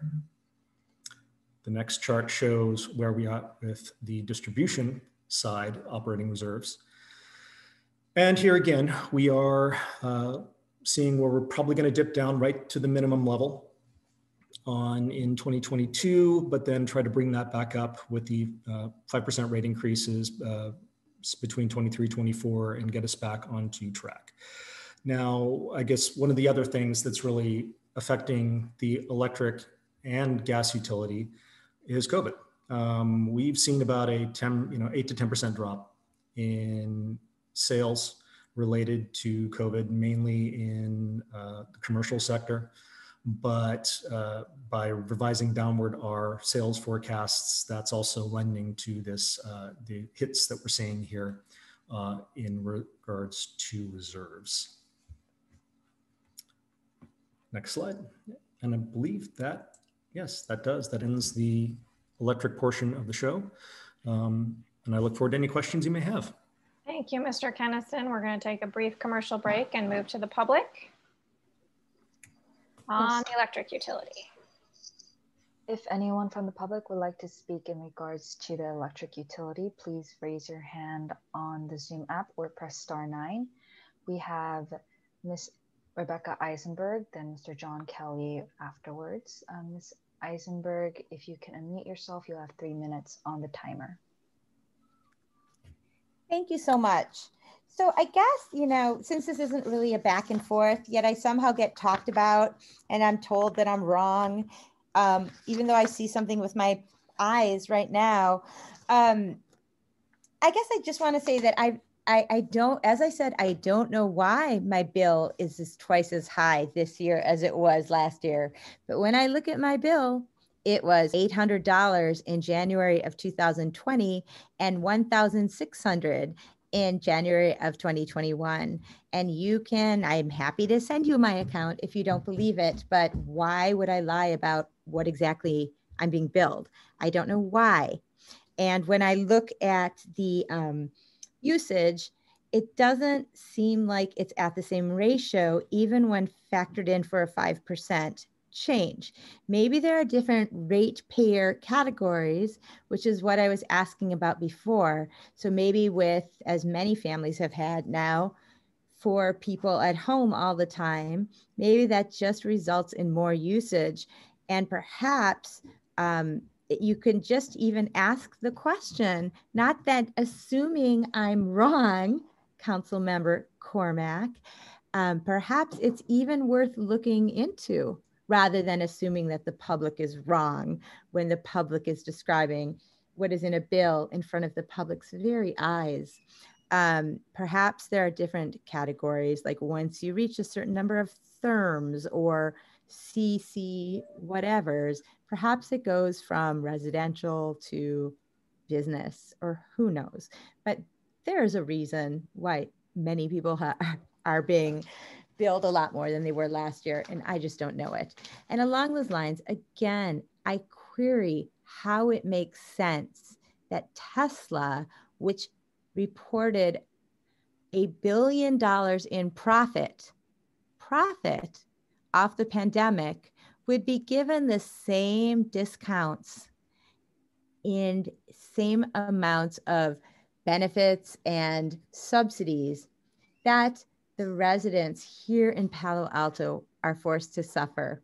That maybe it's worth actually even asking the question whether it makes sense to apply different rates to multi-billion-dollar, highly profitable corporations who pay no taxes for the services they enjoy versus residents that are really, really having a tough time. I don't think there's any resident who made $1 billion in profit over the past year like Tesla did. To you? Just something to think about. Thank you. Thank you, Ms. Eisenberg. Our next speaker is Mr. John Kelly. Mr. Kelly, if you can unmute yourself, you'll have 3 minutes on the timer. Thank you very much. I spoke to the PTC last week about ADUs, and one of the things that came up in that discussion was the degree to which many of the issues relating to ADUs are siloed in different parts of our city government. And I wrote to the PTC. I've actually just sent the three of you via the city council email address a copy of the letter that I sent. But tonight, I'd just like to focus on these issues as they relate to electrical rates. And there's a couple of points I want to make as they relate to ADUs and JDUs in particular, and then also some more general points. The first is that I think the council may not fully appreciate the degree to which some of its policies seem as though they're at cross purposes. So to the extent that the council has a set of plans encouraging production of housing, but also involves the production of ADUs and JDUs, the way that the utility prices are set with basically a bottom tier and then a slightly higher tier for residential users, as far as I'm concerned, when it's combined with the policy of the utilities, as I understand it, that there's only a single service available to households in R1 districts, really means that people who are building ADUs and operating them, particularly as rental units, are going to be paying more for service, which may actually be spread across 3 different households. So I think this policy of single service and of a single lower tier for electrical prices should be re-examined in that context. A related issue is the degree to which submetering, even if it's possible with ADUs and JDUs on a single property, could be permitted, and that there could be separate billing with the existing rate structure. The other thing I'd like to mention is that I believe that there's also an economic disincentive given the current rate structure to people who are trying to engage in more aggressive fuel switching, whether it's for space heating, water heating, or electric vehicles. Again, the way that the current pricing structure is set, it seems to discourage those things on an operational basis. And then the last comment I'd like to make is I took a look at the fiscal year 2021 electric utility financial plan, which accompanied the staff's report. I was concerned, based upon what Bill Gates has been saying recently about the degree to which we will all be shifting over to electrical power, that there was inadequate capital expenditures set aside in the future years to cover that. But it seems like our commercial usage of electricity is declining, even if our residential usage may be growing by 2.5 times over the next several decades. So I hope that that's something that you and the staff have considered. Thank you very much.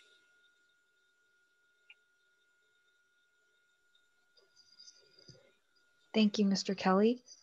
If anyone else would like to speak on electric utilities, please raise your hand or press *9 in the Zoom app or on the phone. And we have no other speakers, Chair Cormack. Thank you to the city clerk. Back to my colleagues. Who would like to go first? Whew. Let me see if it tells me who was first. Not really sure. One of you see? If actually Councilmember Philseth pressed it, I only did because he seems to not want to go first usually. All so right, we will give Councilmember Philseth the first crack at this. Yeah, thank you very much. Hey, did I see a slide in there that showed generation costs actually falling? Yes. Why is that? Is that hydro fluctuation, or is it sort of consistent decline of solar, or why is that? Picking up lower cost renewable projects, as well as, so we had some higher cost renewable projects that are now rolling off. We're buying into lower cost projects moving forward. So, okay. All right, so it's sort of, I mean, timing related is an oversimplification, but it's sort of okay. And then the other question I wanted to ask is, I didn't realize, quite realize this, but how easy is it for us to contract out line work? I'll have to defer to Dean or Dave on that one. Oh, Councilmember Philseth. So it's been actually okay. So we've had, we're actually having 2 different contractors right now on property that we've been able to do. And then we had a pole project of 60 poles that we had replaced with another firm that was came and gave us a pretty good bid on having that work done for us. Okay, so that's so that works best then with sort of large projects. For the large projects like that, yes. You know, that we just don't have the manpower inside right now. But for the large projects where you can come in and do it. Now, the other 2 that I spoke earlier, they're actually doing some maintenance work. They actually have a contract for maintenance. Okay. Oh, that's good. I think, it's sort of one of the things that, I think we all lie awake at night worrying about is, are we going to be able to, what happens if we run out of line people? So there's a safety net there. Okay. Thank you very much. Yes. Yep. Thanks. Okay, yeah, we'll add that to our list of worries. Okay. Vice Mayor. Yeah.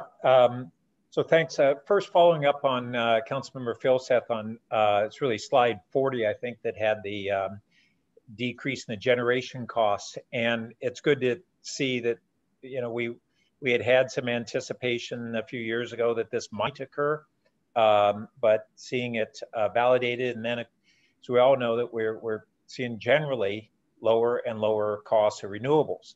So my question is, are we projecting further decline in generation costs based on that continue switch over to cheaper renewables over time? I believe that is sort of baked into the numbers that we have here. I'll also say that some of those generation costs I also think are net of REC related. We do have some REC sales analysis is put in there as well. So existing products and contracts that we have online, then we can sell the credits for those, and that helps offset some of the generation costs that we have. So this probably isn't the right meeting for it. I'm not sure which of our upcoming utility, long range plans or whatever agenda items for finance. Just at that time, I'll be interested in having a little deeper dive on that subject.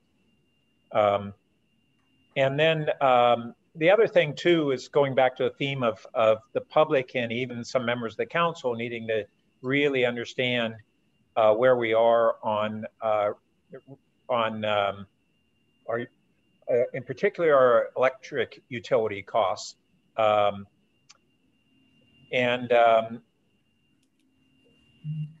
slide 44 had that comparison to PG&E, and I just think that we really need to feature that so that people will understand that. The percentage of residents or even some council members who don't understand that our residents are 34% below PG&E is probably the overwhelming majority. Hardly anybody knows this. And it's extremely important in terms of the value that they place on our utility, the value that they place on you, providing that. And you're bearing the lead. And so I really encourage that we incorporate that in our utilities web pages and make sure that it's out there in different opportunities, really both of these things. Also, I think it's probably something for another agenda, but the issues that Mr. Kelly raised on how do we really build into our rate structure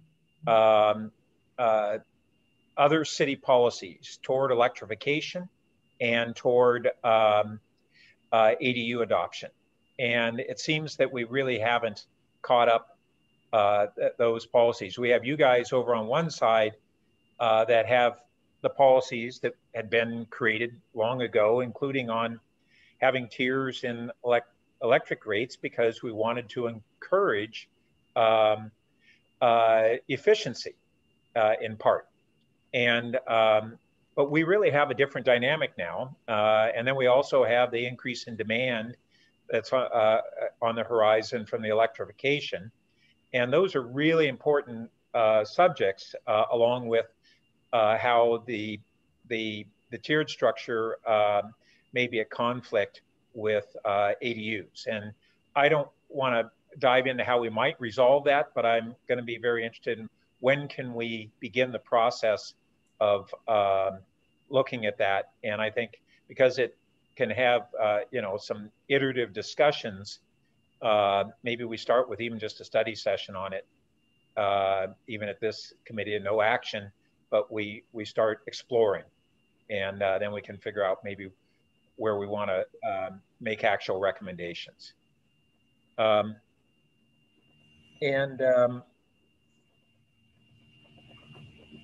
I guess the other question too is on your anticipation of the impacts of the economic downturn.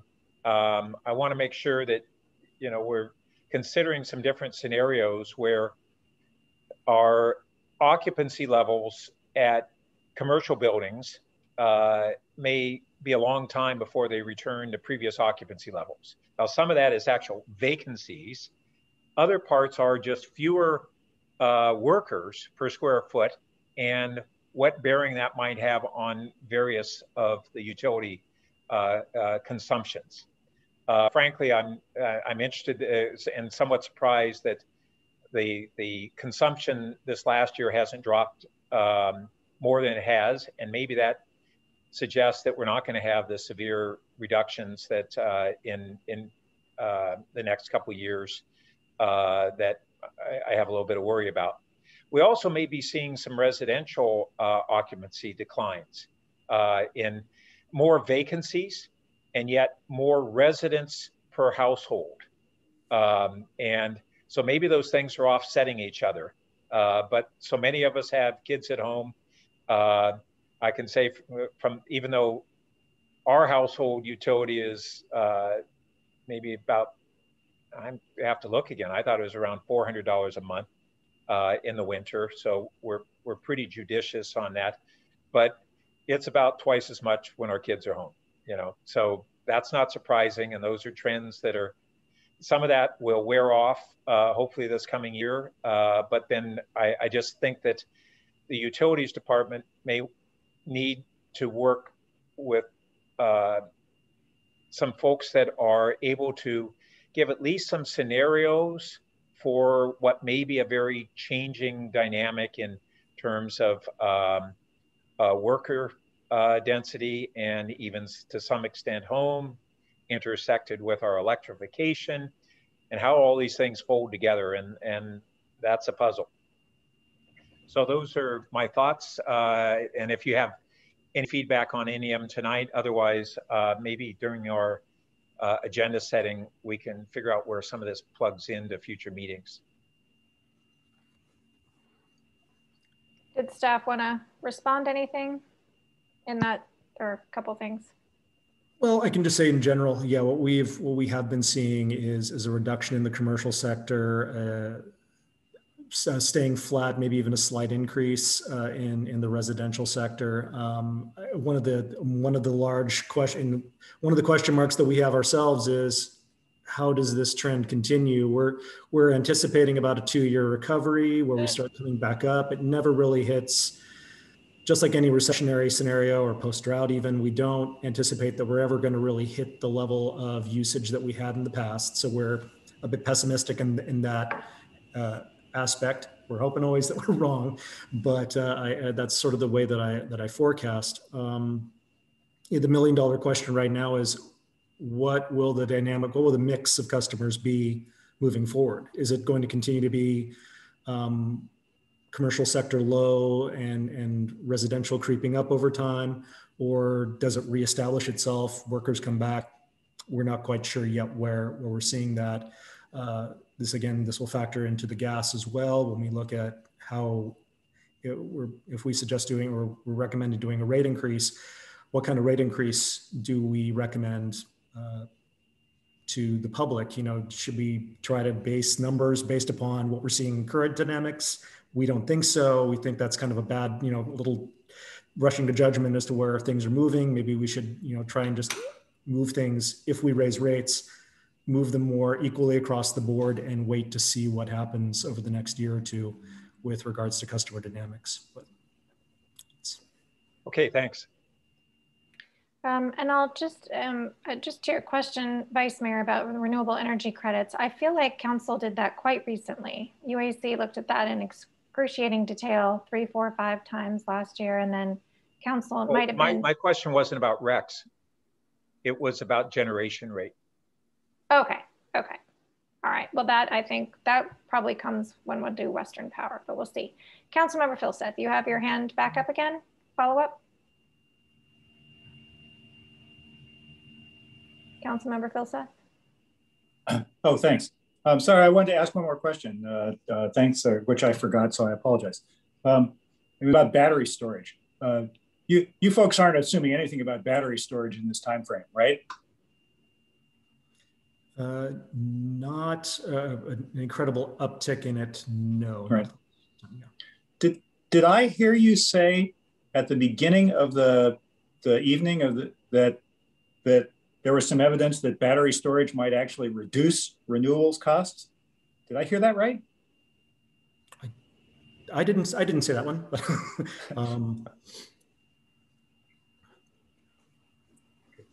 It seemed okay. Maybe I misheard it. It seemed counterintuitive, but if you say, well, it replaces this and hydro is really expensive or something like that. So okay.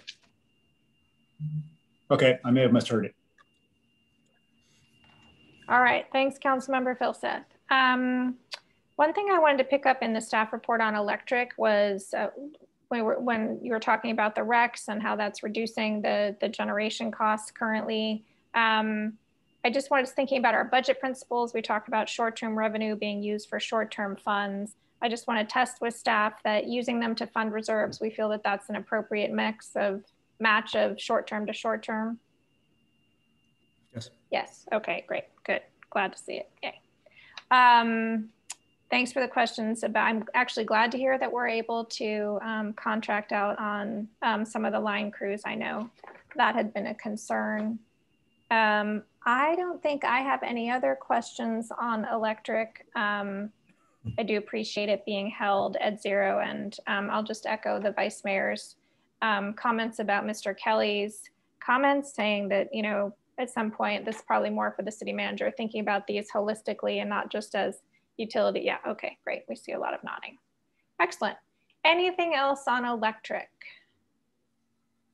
All right, so just before we move on to gas, which is our last one, I'm just gonna suggest that when we get to the end, we come back and look at the big old table, because I think what staff is really expecting to get from us tonight is, are we in the right ballpark? Are we comfortable with these as our preliminary? I'll just refresh everyone's memory last year. I don't know if it was 5 different times we went through these rates, and they changed, I think, each time along the step of the way. So we'll just keep that in mind and hope that doesn't happen this year. All right, on to gas. Okay, as for the gas utility, to just start off, when we talk about gas, and this is always a little bit confusing when we do get into gas discussions, about 1/3 of our gas rates are supply related, meaning it's the commodity cost to actually purchase the gas, as well as the transmission charges that we get hit by PG&E to transport the gas from the California border to us, environmental charges such as cap and trade. All of these charges are passed through. So the commodity charge we change month to month based upon what the market prices are. We change the transmission prices whenever PG&E changes their rate to us. It's on a rate schedule, so we just pass that on directly. Cap and trade related charges, carbon neutrality charges, as we're buying products to offset our the greenhouse gases that we are producing through the usage of gas. As we have to buy various instruments to offset that, we are passing those costs on directly to customers through pass-through charges. So for the vast majority of those, they're always in flux, but for purposes of forecasting, we don't know from month to month, or even going forward. We assume that they're going to be going up at a certain level, but we just don't know until actually the month of what commodity prices are going to be. So when we do rate projections, we sort of hold them steady in our mind.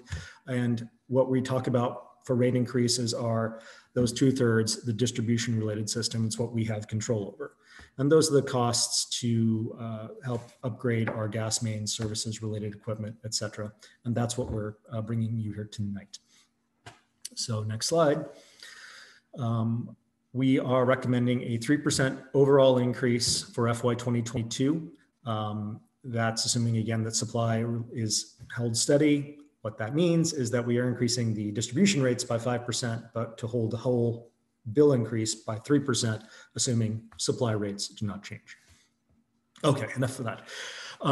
We also, again, have an alternative proposal where we do no rate increase in FY 2022. However, if we do that and then only have 5% rate increases going forward, we'll need to have about a $5.4 million reduction somewhere between now and 2023, 2024 to make up that loss of not increasing revenues now versus later.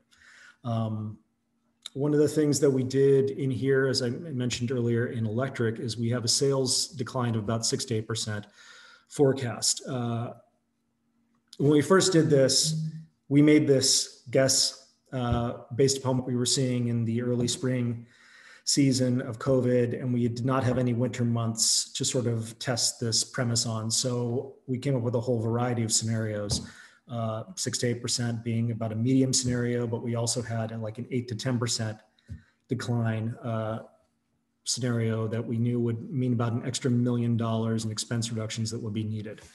That said, we are now actually through December and January, and we're seeing that 6 to 8% decline is actually holding right about right where we were estimating. So I'm happy that it's sort of the middle, not happy that sales have declined, but I'm happy that our projection and assumption is seeming to hold true. Again, similar to electric, we are seeing that we're thinking that this will taper off and will slowly increase usage over the next 2 years. For future years, we are seeing the need for a 5% rate increase going forward. And part of this, we've already trimmed Gas Main Project 24, reduced it by $2 million for 2023. And that was to get us to the 2% increase level in 2021. So any additional, if we were to hold rates flat, we see that any cost reductions we'd have to do would need to come out of most likely capital improvement projects. So let's go on. Basics of the gas utility system. We purchase all of our gas through through separate vendors. We don't buy it through PG&E, but PG&E is our transport mechanism to get everything to us. We have various vendors that we purchase gas and bring it to us. We have about 20,000 meters, 200 miles of main, and about 18,000 gas service customers here. Most of our gas comes through the northern pipeline segment, and comes into here. But what we do here with regards to rates and distribution gas setting is just that little colorful map off to the right in the middle, and that's for our own internal distribution related system. Next. So here we're about opposite of electric. We're about 40% of our costs are supply related, those blue pieces of pie. And that again is the market variable, monthly, quarterly changing elements that we have. If you look on our rate schedules, we have ranges between $0 to $1 for commodity. And that's what, that's the range that we operate in or expect to operate in within a range of within a monthly variability. The other 60% are related to our internal distribution related costs. So about 46% related to the distribution, the O&M, and about 13%, anywhere between 12 to 15% actually related to our capital improvement related costs. Next. So one of the toughest things to try and forecast again is that blue, that supply environmental transportation. We have estimates that it could be going upwards of about 5% per year. If you run those projections 2 weeks from now, you're going to get an entirely different range of potentials based upon what the folks think is going to go on with the weather. Things that we know that are probably going to increase are, again, like cap and trade, environmental. Those we know go up by about anywhere between 4 to 5% per year. And so we know we're going to be paying more for those as time goes on, but that's still a relatively small portion of the overall bill that we pay. As to the distribution related costs, capital and distribution, those increase by about 2 to 3% per year. But here, as was mentioned earlier, our capital, we have 1 year where we do a large main replacement project, a year of not, big project, year of not. So when we talk about say I pull up 2026, that happens to be a year where we might not be doing a project. I try to average 2 years of CIP so that we can sort of get an average feel of where things are at, or else the numbers go askew. Next slide. So yeah, gas supply, and it's something that I'm not sure if I might have a chart or a graph in here showing how variable gas rates can be. We're blessed for quite a while where we've actually have relatively low gas prices on the order of like 20 to 30 cents per therm. We have seen them up in the north of $1. So that's, the times we don't like to be in, but right now gas is staying relatively stable. It tends to tick up a little bit in the wintertime as temperatures get colder and then drop again in the summer. Transmission rates, PG&E continues to pass on any system improvements that they do onto the transmission rates that we all pay. So similar to what we've seen electric as the state grids are improved, we pay for it. As PG&E's main transmission system is improved, we pay for it as well. So that's something that we do argue again with the CPUC to try and keep the amount that's passed on to us low. And so we're not bearing a lion's share of those increases. As I mentioned, cap and trade costs continue to rise, which is as was designed. And we also purchase carbon neutral gas to help offset to green up our gas portfolio. Distribution cost trends, not much to say here. Again, about a 2 to 3% average inflationary increases that we see. Next. And one of the other thing that we are looking at right now, we've had the cross-bore. For those of you who are familiar, in cases where we install new gas lines, it's done through an underground boring mechanism.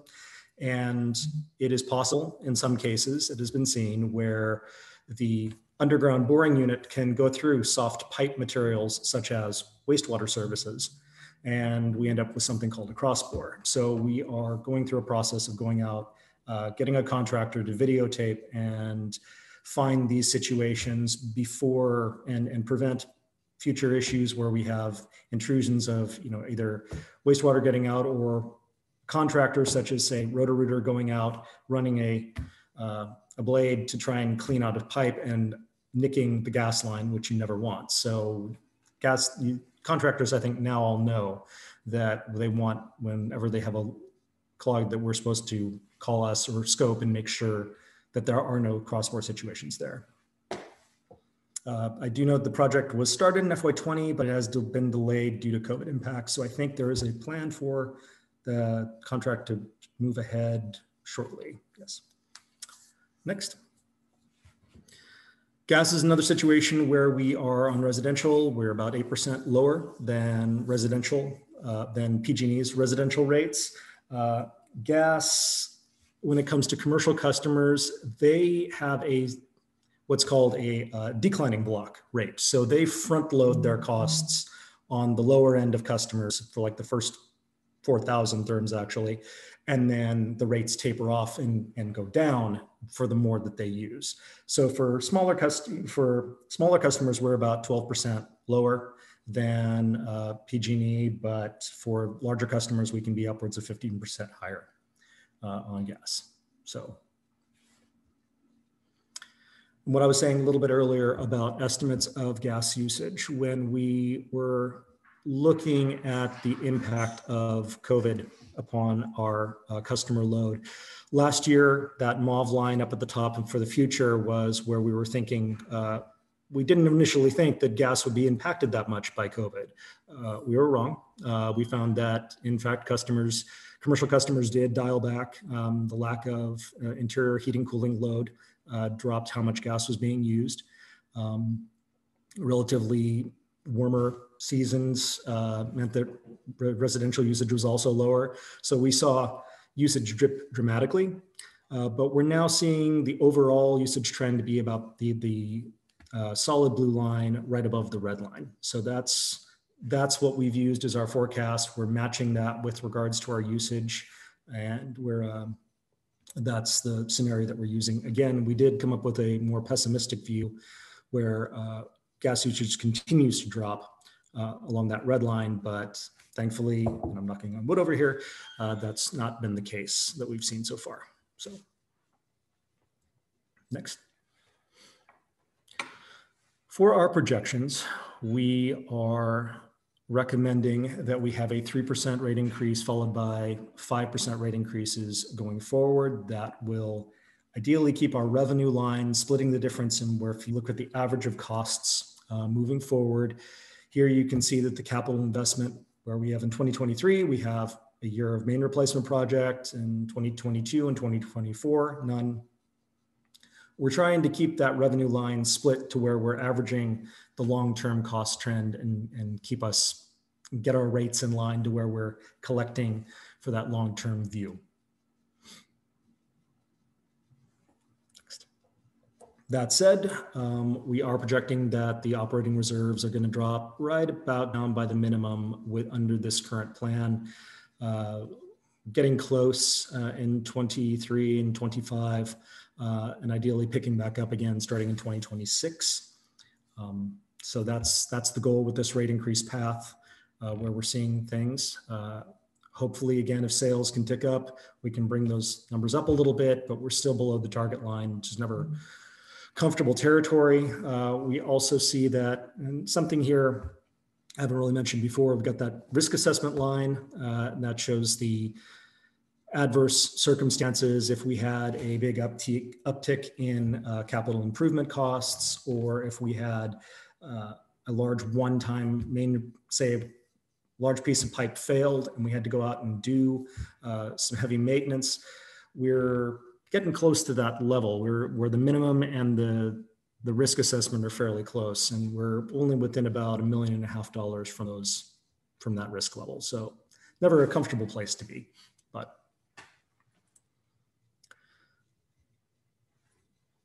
so we also have the alternative where we do a zero. There's not much change graphically here that you can see, but what this would be is, again, a similar 0% in 2022, followed by we'd need 5% in all 4 years going forward. And with regards to the reserve projections on the next slide, we would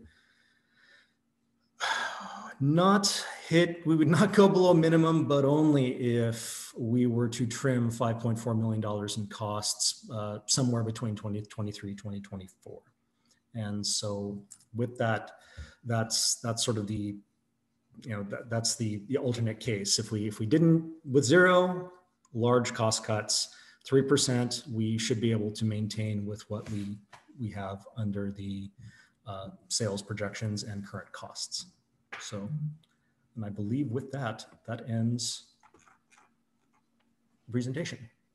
I look forward to the questions you may have. Thank you so much, Mr. Keniston. All right, we will return to the public for the last time for comments on the gas utility. Yes, if anyone from the public would like to comment on gas utility, please raise your hand in the Zoom app or press *9. Ms. Eisenberg, if you can unmute yourself, you'll have 3 minutes. Hi, can you hear me? I think you can. Okay, cool. First of all, given that more than half of all Americans right now are unable to absorb a $600 or $1,000, however, whatever, depending on what study you're looking at, unexpected expense, it troubles me that none of you appear to know how much you pay for your utilities bill. It does make a difference if it's $400 or $800. That my CPAU account is very handy, and most people are impacted greatly by how much they pay for utilities. In that regard, I would be curious to hear see and evaluate the backup information that supports the claim that utilities are far less expensive here than they are for PG&E. I am a 25-year ratepayer for PG&E, as my partner and I still own a 4-bedroom house in San Francisco. And we had the unfortunate occurrence of having tenants bail on us towards the beginning of the pandemic, where they left many bills unpaid, including PG&E bills. So we had the opportunity to review PG&E bills for a 4-bedroom house in Palo in San Francisco versus the 4-bedroom house we rent here. And it was far lower in San Francisco. And obviously that's not a statistically significant example, but it would be nice to see some statistically significant examples, because I don't believe it. And I don't know how others could at this point take your word for it, especially because of C, my third point. I didn't see anywhere on your budget, and forgive me if I missed it, but I'm sure you're aware that the courts recently ruled in December that Palo Alto Utilities owes $12 million to ratepayers for illegal, unconstitutional overcharging for gas. And the attorneys who won that case are actually appealing, or I read that they're appealing on the electric and water, but now we're just talking about gas. So there is an outstanding judgment that Palo Alto owes $12 million, and the $25,000 legal fees aren't going to pay for an appeal. So I assume that you're prepared to pay that. How and when, and can we please have it soon? Thank you so much. Thank you, Ms. Eisenberg. If anyone else would like to speak on gas utilities, please raise your hand in the Zoom app or press *9. Chair Cormack, we have no other speakers. All right, we'll bring it back to council, and I see Councilmember Filseth has his hand up. Gas, here we go. Yeah, thanks. I actually had a quick question on slide 60.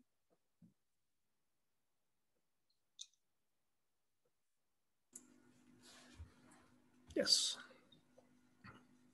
Sales estimates. That's a sort of an interesting jog there from 2015 to 2017. What happened there? 2015 to 2017, that was actually drought. It's amazing how water and gas sales flow very similar during a drought year. As people start using less water, that includes all usage. Hot water, they stop doing laundry, they stop taking hot showers, it drifts. Yeah, the two go hand in hand, sadly.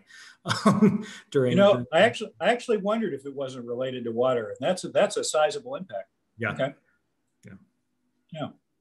And the scale of this only goes down to 20 million, so it looks a lot less worse if I do it at a zero scale at the bottom. But yes, they do trend nicely. That's interesting. Yeah. Well, that was my question. Thanks. All right, Vice Mayor, questions on gas? Nope. No questions on gas. All right. I don't have any specific questions on gas either. So then let's go ahead for staff's benefit and go back to either it's table 1 or whichever slide you have at the very beginning.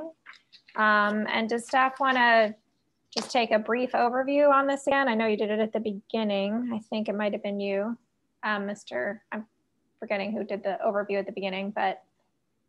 Yeah, so this slide, what we're here trying to show is that the two recommendations that we have for gas and wastewater, 3% rate increase, which will roughly between the both of them are about a $3 per month increase to an average residential monthly bill. No rate increases for electric, water, and refuse, but there's also the 2% rate increase for storm drain, which will be about 30 cents. And so the total bill impact is about 1% to a monthly bill change. The assumption here is that there's a monthly bill. This is the median month customer bill based upon like what we saw in FY20 usage and the amount paid, about $321 monthly there. So roughly about a $3 per month increase to the monthly charges. All right, thank you. And I'm going to go to each of my colleagues now and see your thoughts on this at a top level and any interest you do or do not have in the alternate scenarios that staff proposed. Councilmember Filseth. Well, to the extent that the alternate scenarios basically suppress rates now, but hand us a bigger bill in the future, I don't think we ought to do this. I think we ought to be in a mode of, we ought to do what we need to do, right? We ought to buy Toyotas instead of Lexuses, right? But we ought to do what we need to do, and we ought to and have that paid for in rates, right? And they are what they are. So I wasn't terribly excited by any of the alternative scenarios. Thanks. Thank you, Vice Mayor Burt. Yeah, I largely concur. The 1% increase this year is driven by transmission costs in gas and capital to a good degree in wastewater and going forward that way. And so we're holding things flat in terms of the other factors that go into it. My greater concern is the outlying years. And I'll say that they're pretty round numbers. And I appreciate that your visibility on that is very imprecise with several different scenarios. But those are on particularly the electricity and the gas and the water, those are high round numbers. And I'm concerned that is what we're coming on projections with. As you explained, a lot of it again is driven by the necessity of sizable capital investments. And frankly, some of it is based upon foregoing rate increases or at least minimizing them in the last couple of years, not just this last year and this year. So I think we need to lay this out clearly to the public on actually what the strategy is and not just the numbers. Once again, I would say that the council historically has a mixed understanding of the strategy and the public very little understanding of it. And I think it's really important that both parties understand this. And I really want to encourage staff to put a focus on those explanations, the context of where we are compared to other nearby utilities on some of these costs and why. Where we have a favorable situation on electricity, where we have an unfavorable one on the water, and so that folks understand why. On the water side, you know, Hetch Hetchy is some of the highest quality city water that anybody has anywhere, and we're wholly on Hetch Hetchy, and I often joke to folks that we water our lawns with Crystal Geyser quality water. And that's the way we've set up our water supply, but people need to understand the factors that are going into our structures and where we're strong and where we have disadvantages. And that's kind of my themes. Thanks.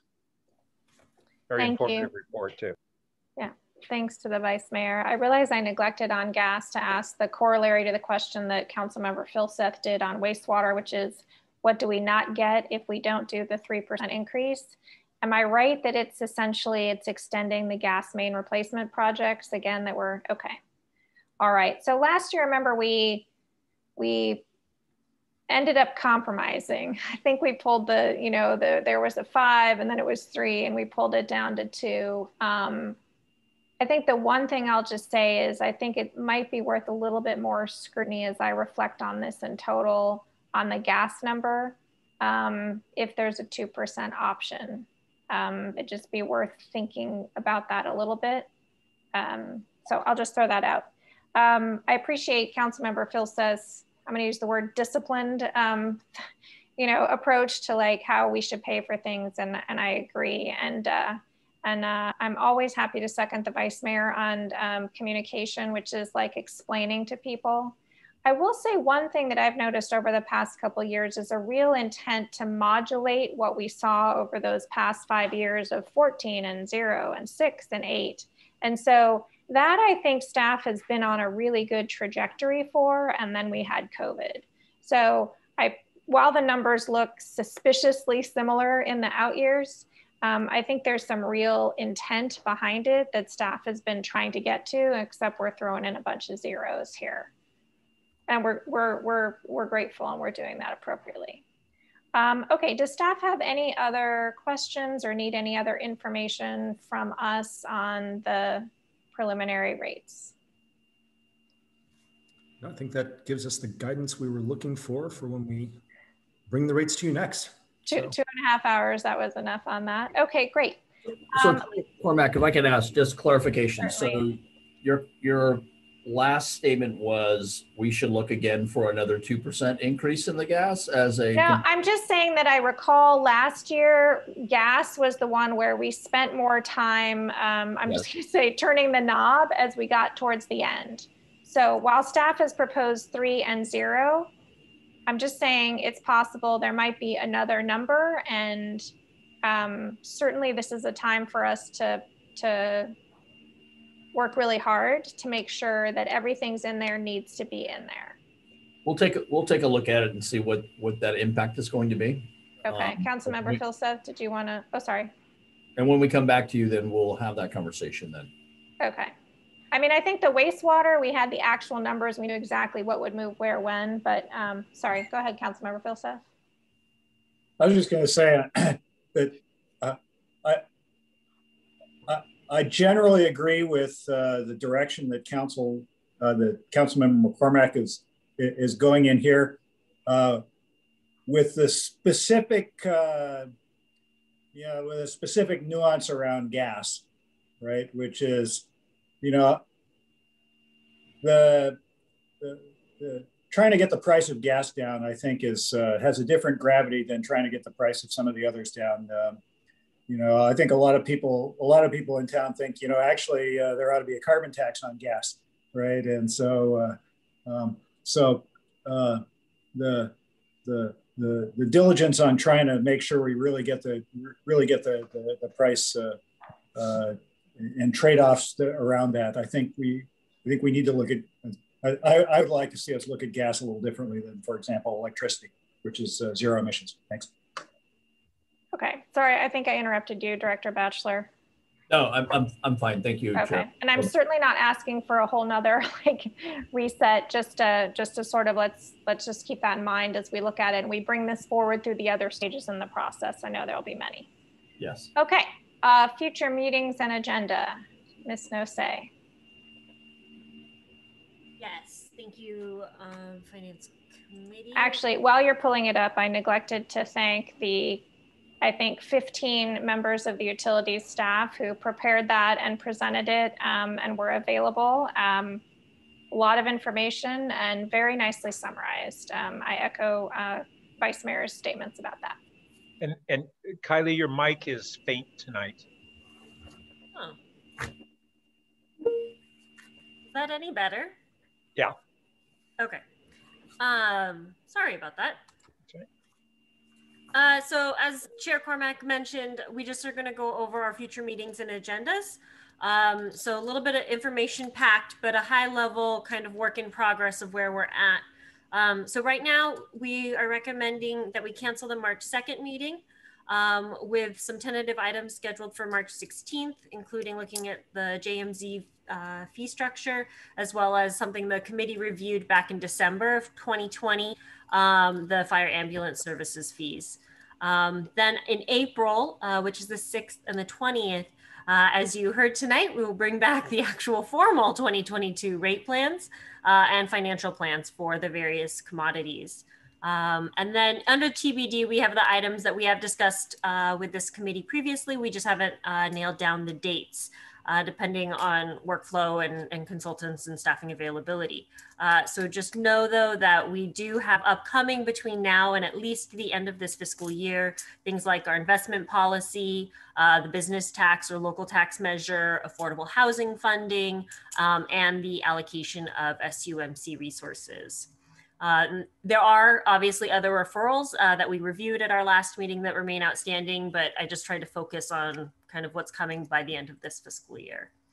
And then to confirm with this committee, since the chair and I have coordinated, we are confirmed for the budget hearings on May 11th and 12th, and staff is working on identifying a backup date. Right now, it's potentially the 13th, though we are looking at whether or not that will work with council packet dates. So just if you can keep that as a placeholder.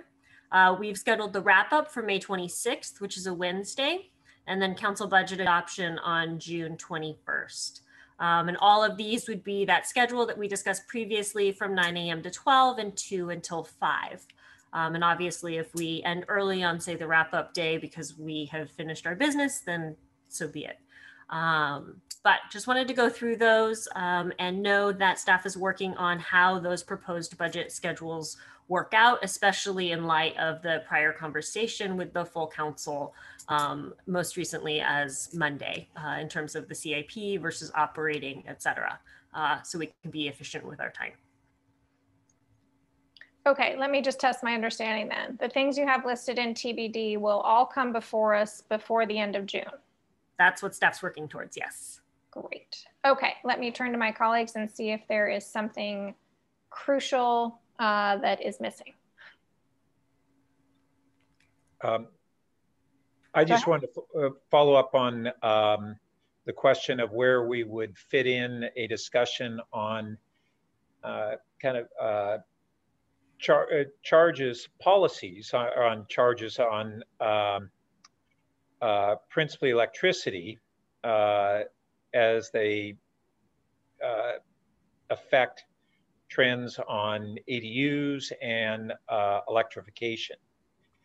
And and do you think that that fits within other annual reviews of different utility related topics, or do we need specific council direction to take up those policy issues? So I'll comment on it. I actually appreciated Mr. Kelly's joining us this evening. He sent a letter to me and along with the council, I think over the weekend or something to that effect, and has spurred a discussion among the departments involved. I actually think it fits in a number of areas, but principally SCAP.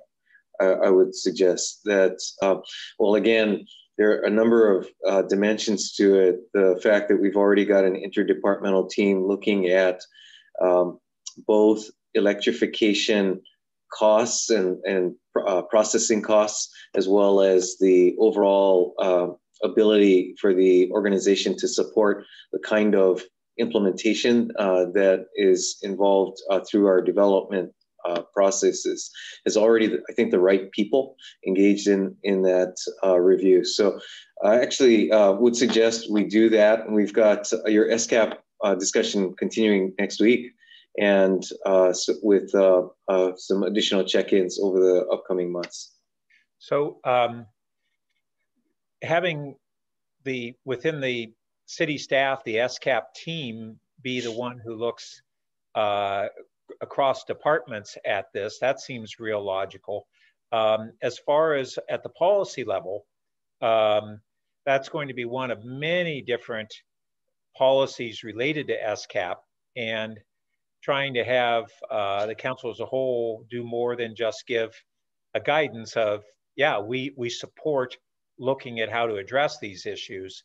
I think it has to be at a committee level to then engage with whatever staff recommendations there are. So I'm more interested. So it sounds like we'll be able to have out of the council SCAP discussion, the marching orders potentially to address the issue. And then, and if that's the case, maybe we're then empowered to start with a study session of this committee, if this is the right one at the policy level, to meet with staff to discuss their recommendations. And right? It does. I would also add that the UAC has also engaged on either specifically or very closely related topic of the development process as it relates to solar and EV implementation. So it kind of feels like they're part of the same conversation, but in any case, certainly to your discretion. Good. Well, that would be part of it. They're not going to look at ADUs principally, that intersection of kind of housing planning and utilities, but the other on the electrification, that seems well within their purview. Okay, so that'll be something that, let's just say that we're going to try to figure out how to bring it forward as a policy discussion after the council has its SCAP study session. Not necessarily immediately. The staff will start working on it presumably, and then perhaps this committee.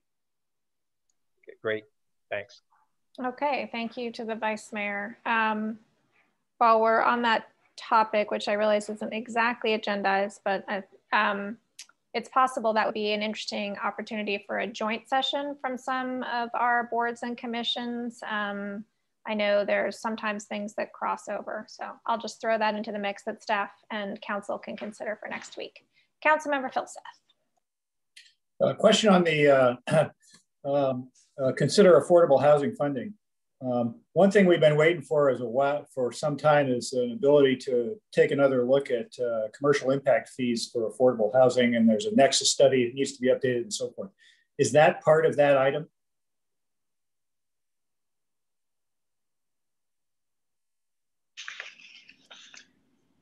It could be. I think where staff was going to start out with this item was really looking at an educational and overview type with the committee on, there are a number of ways that one can, fund affordable housing, everything from our own finances to federal tax credits. And so I think we were going to initially cast the net pretty broad and then work with the committee and the council to narrow in terms of options. So perhaps that said, I think it would be appropriate to ensure that Planning and Development Services has this commercial linkage fee as a part of that overall scope. So we'll feed that back to Mr. Leighton and company. We've been waiting at least a year for this. Yes, as he and I and you and I have discussed.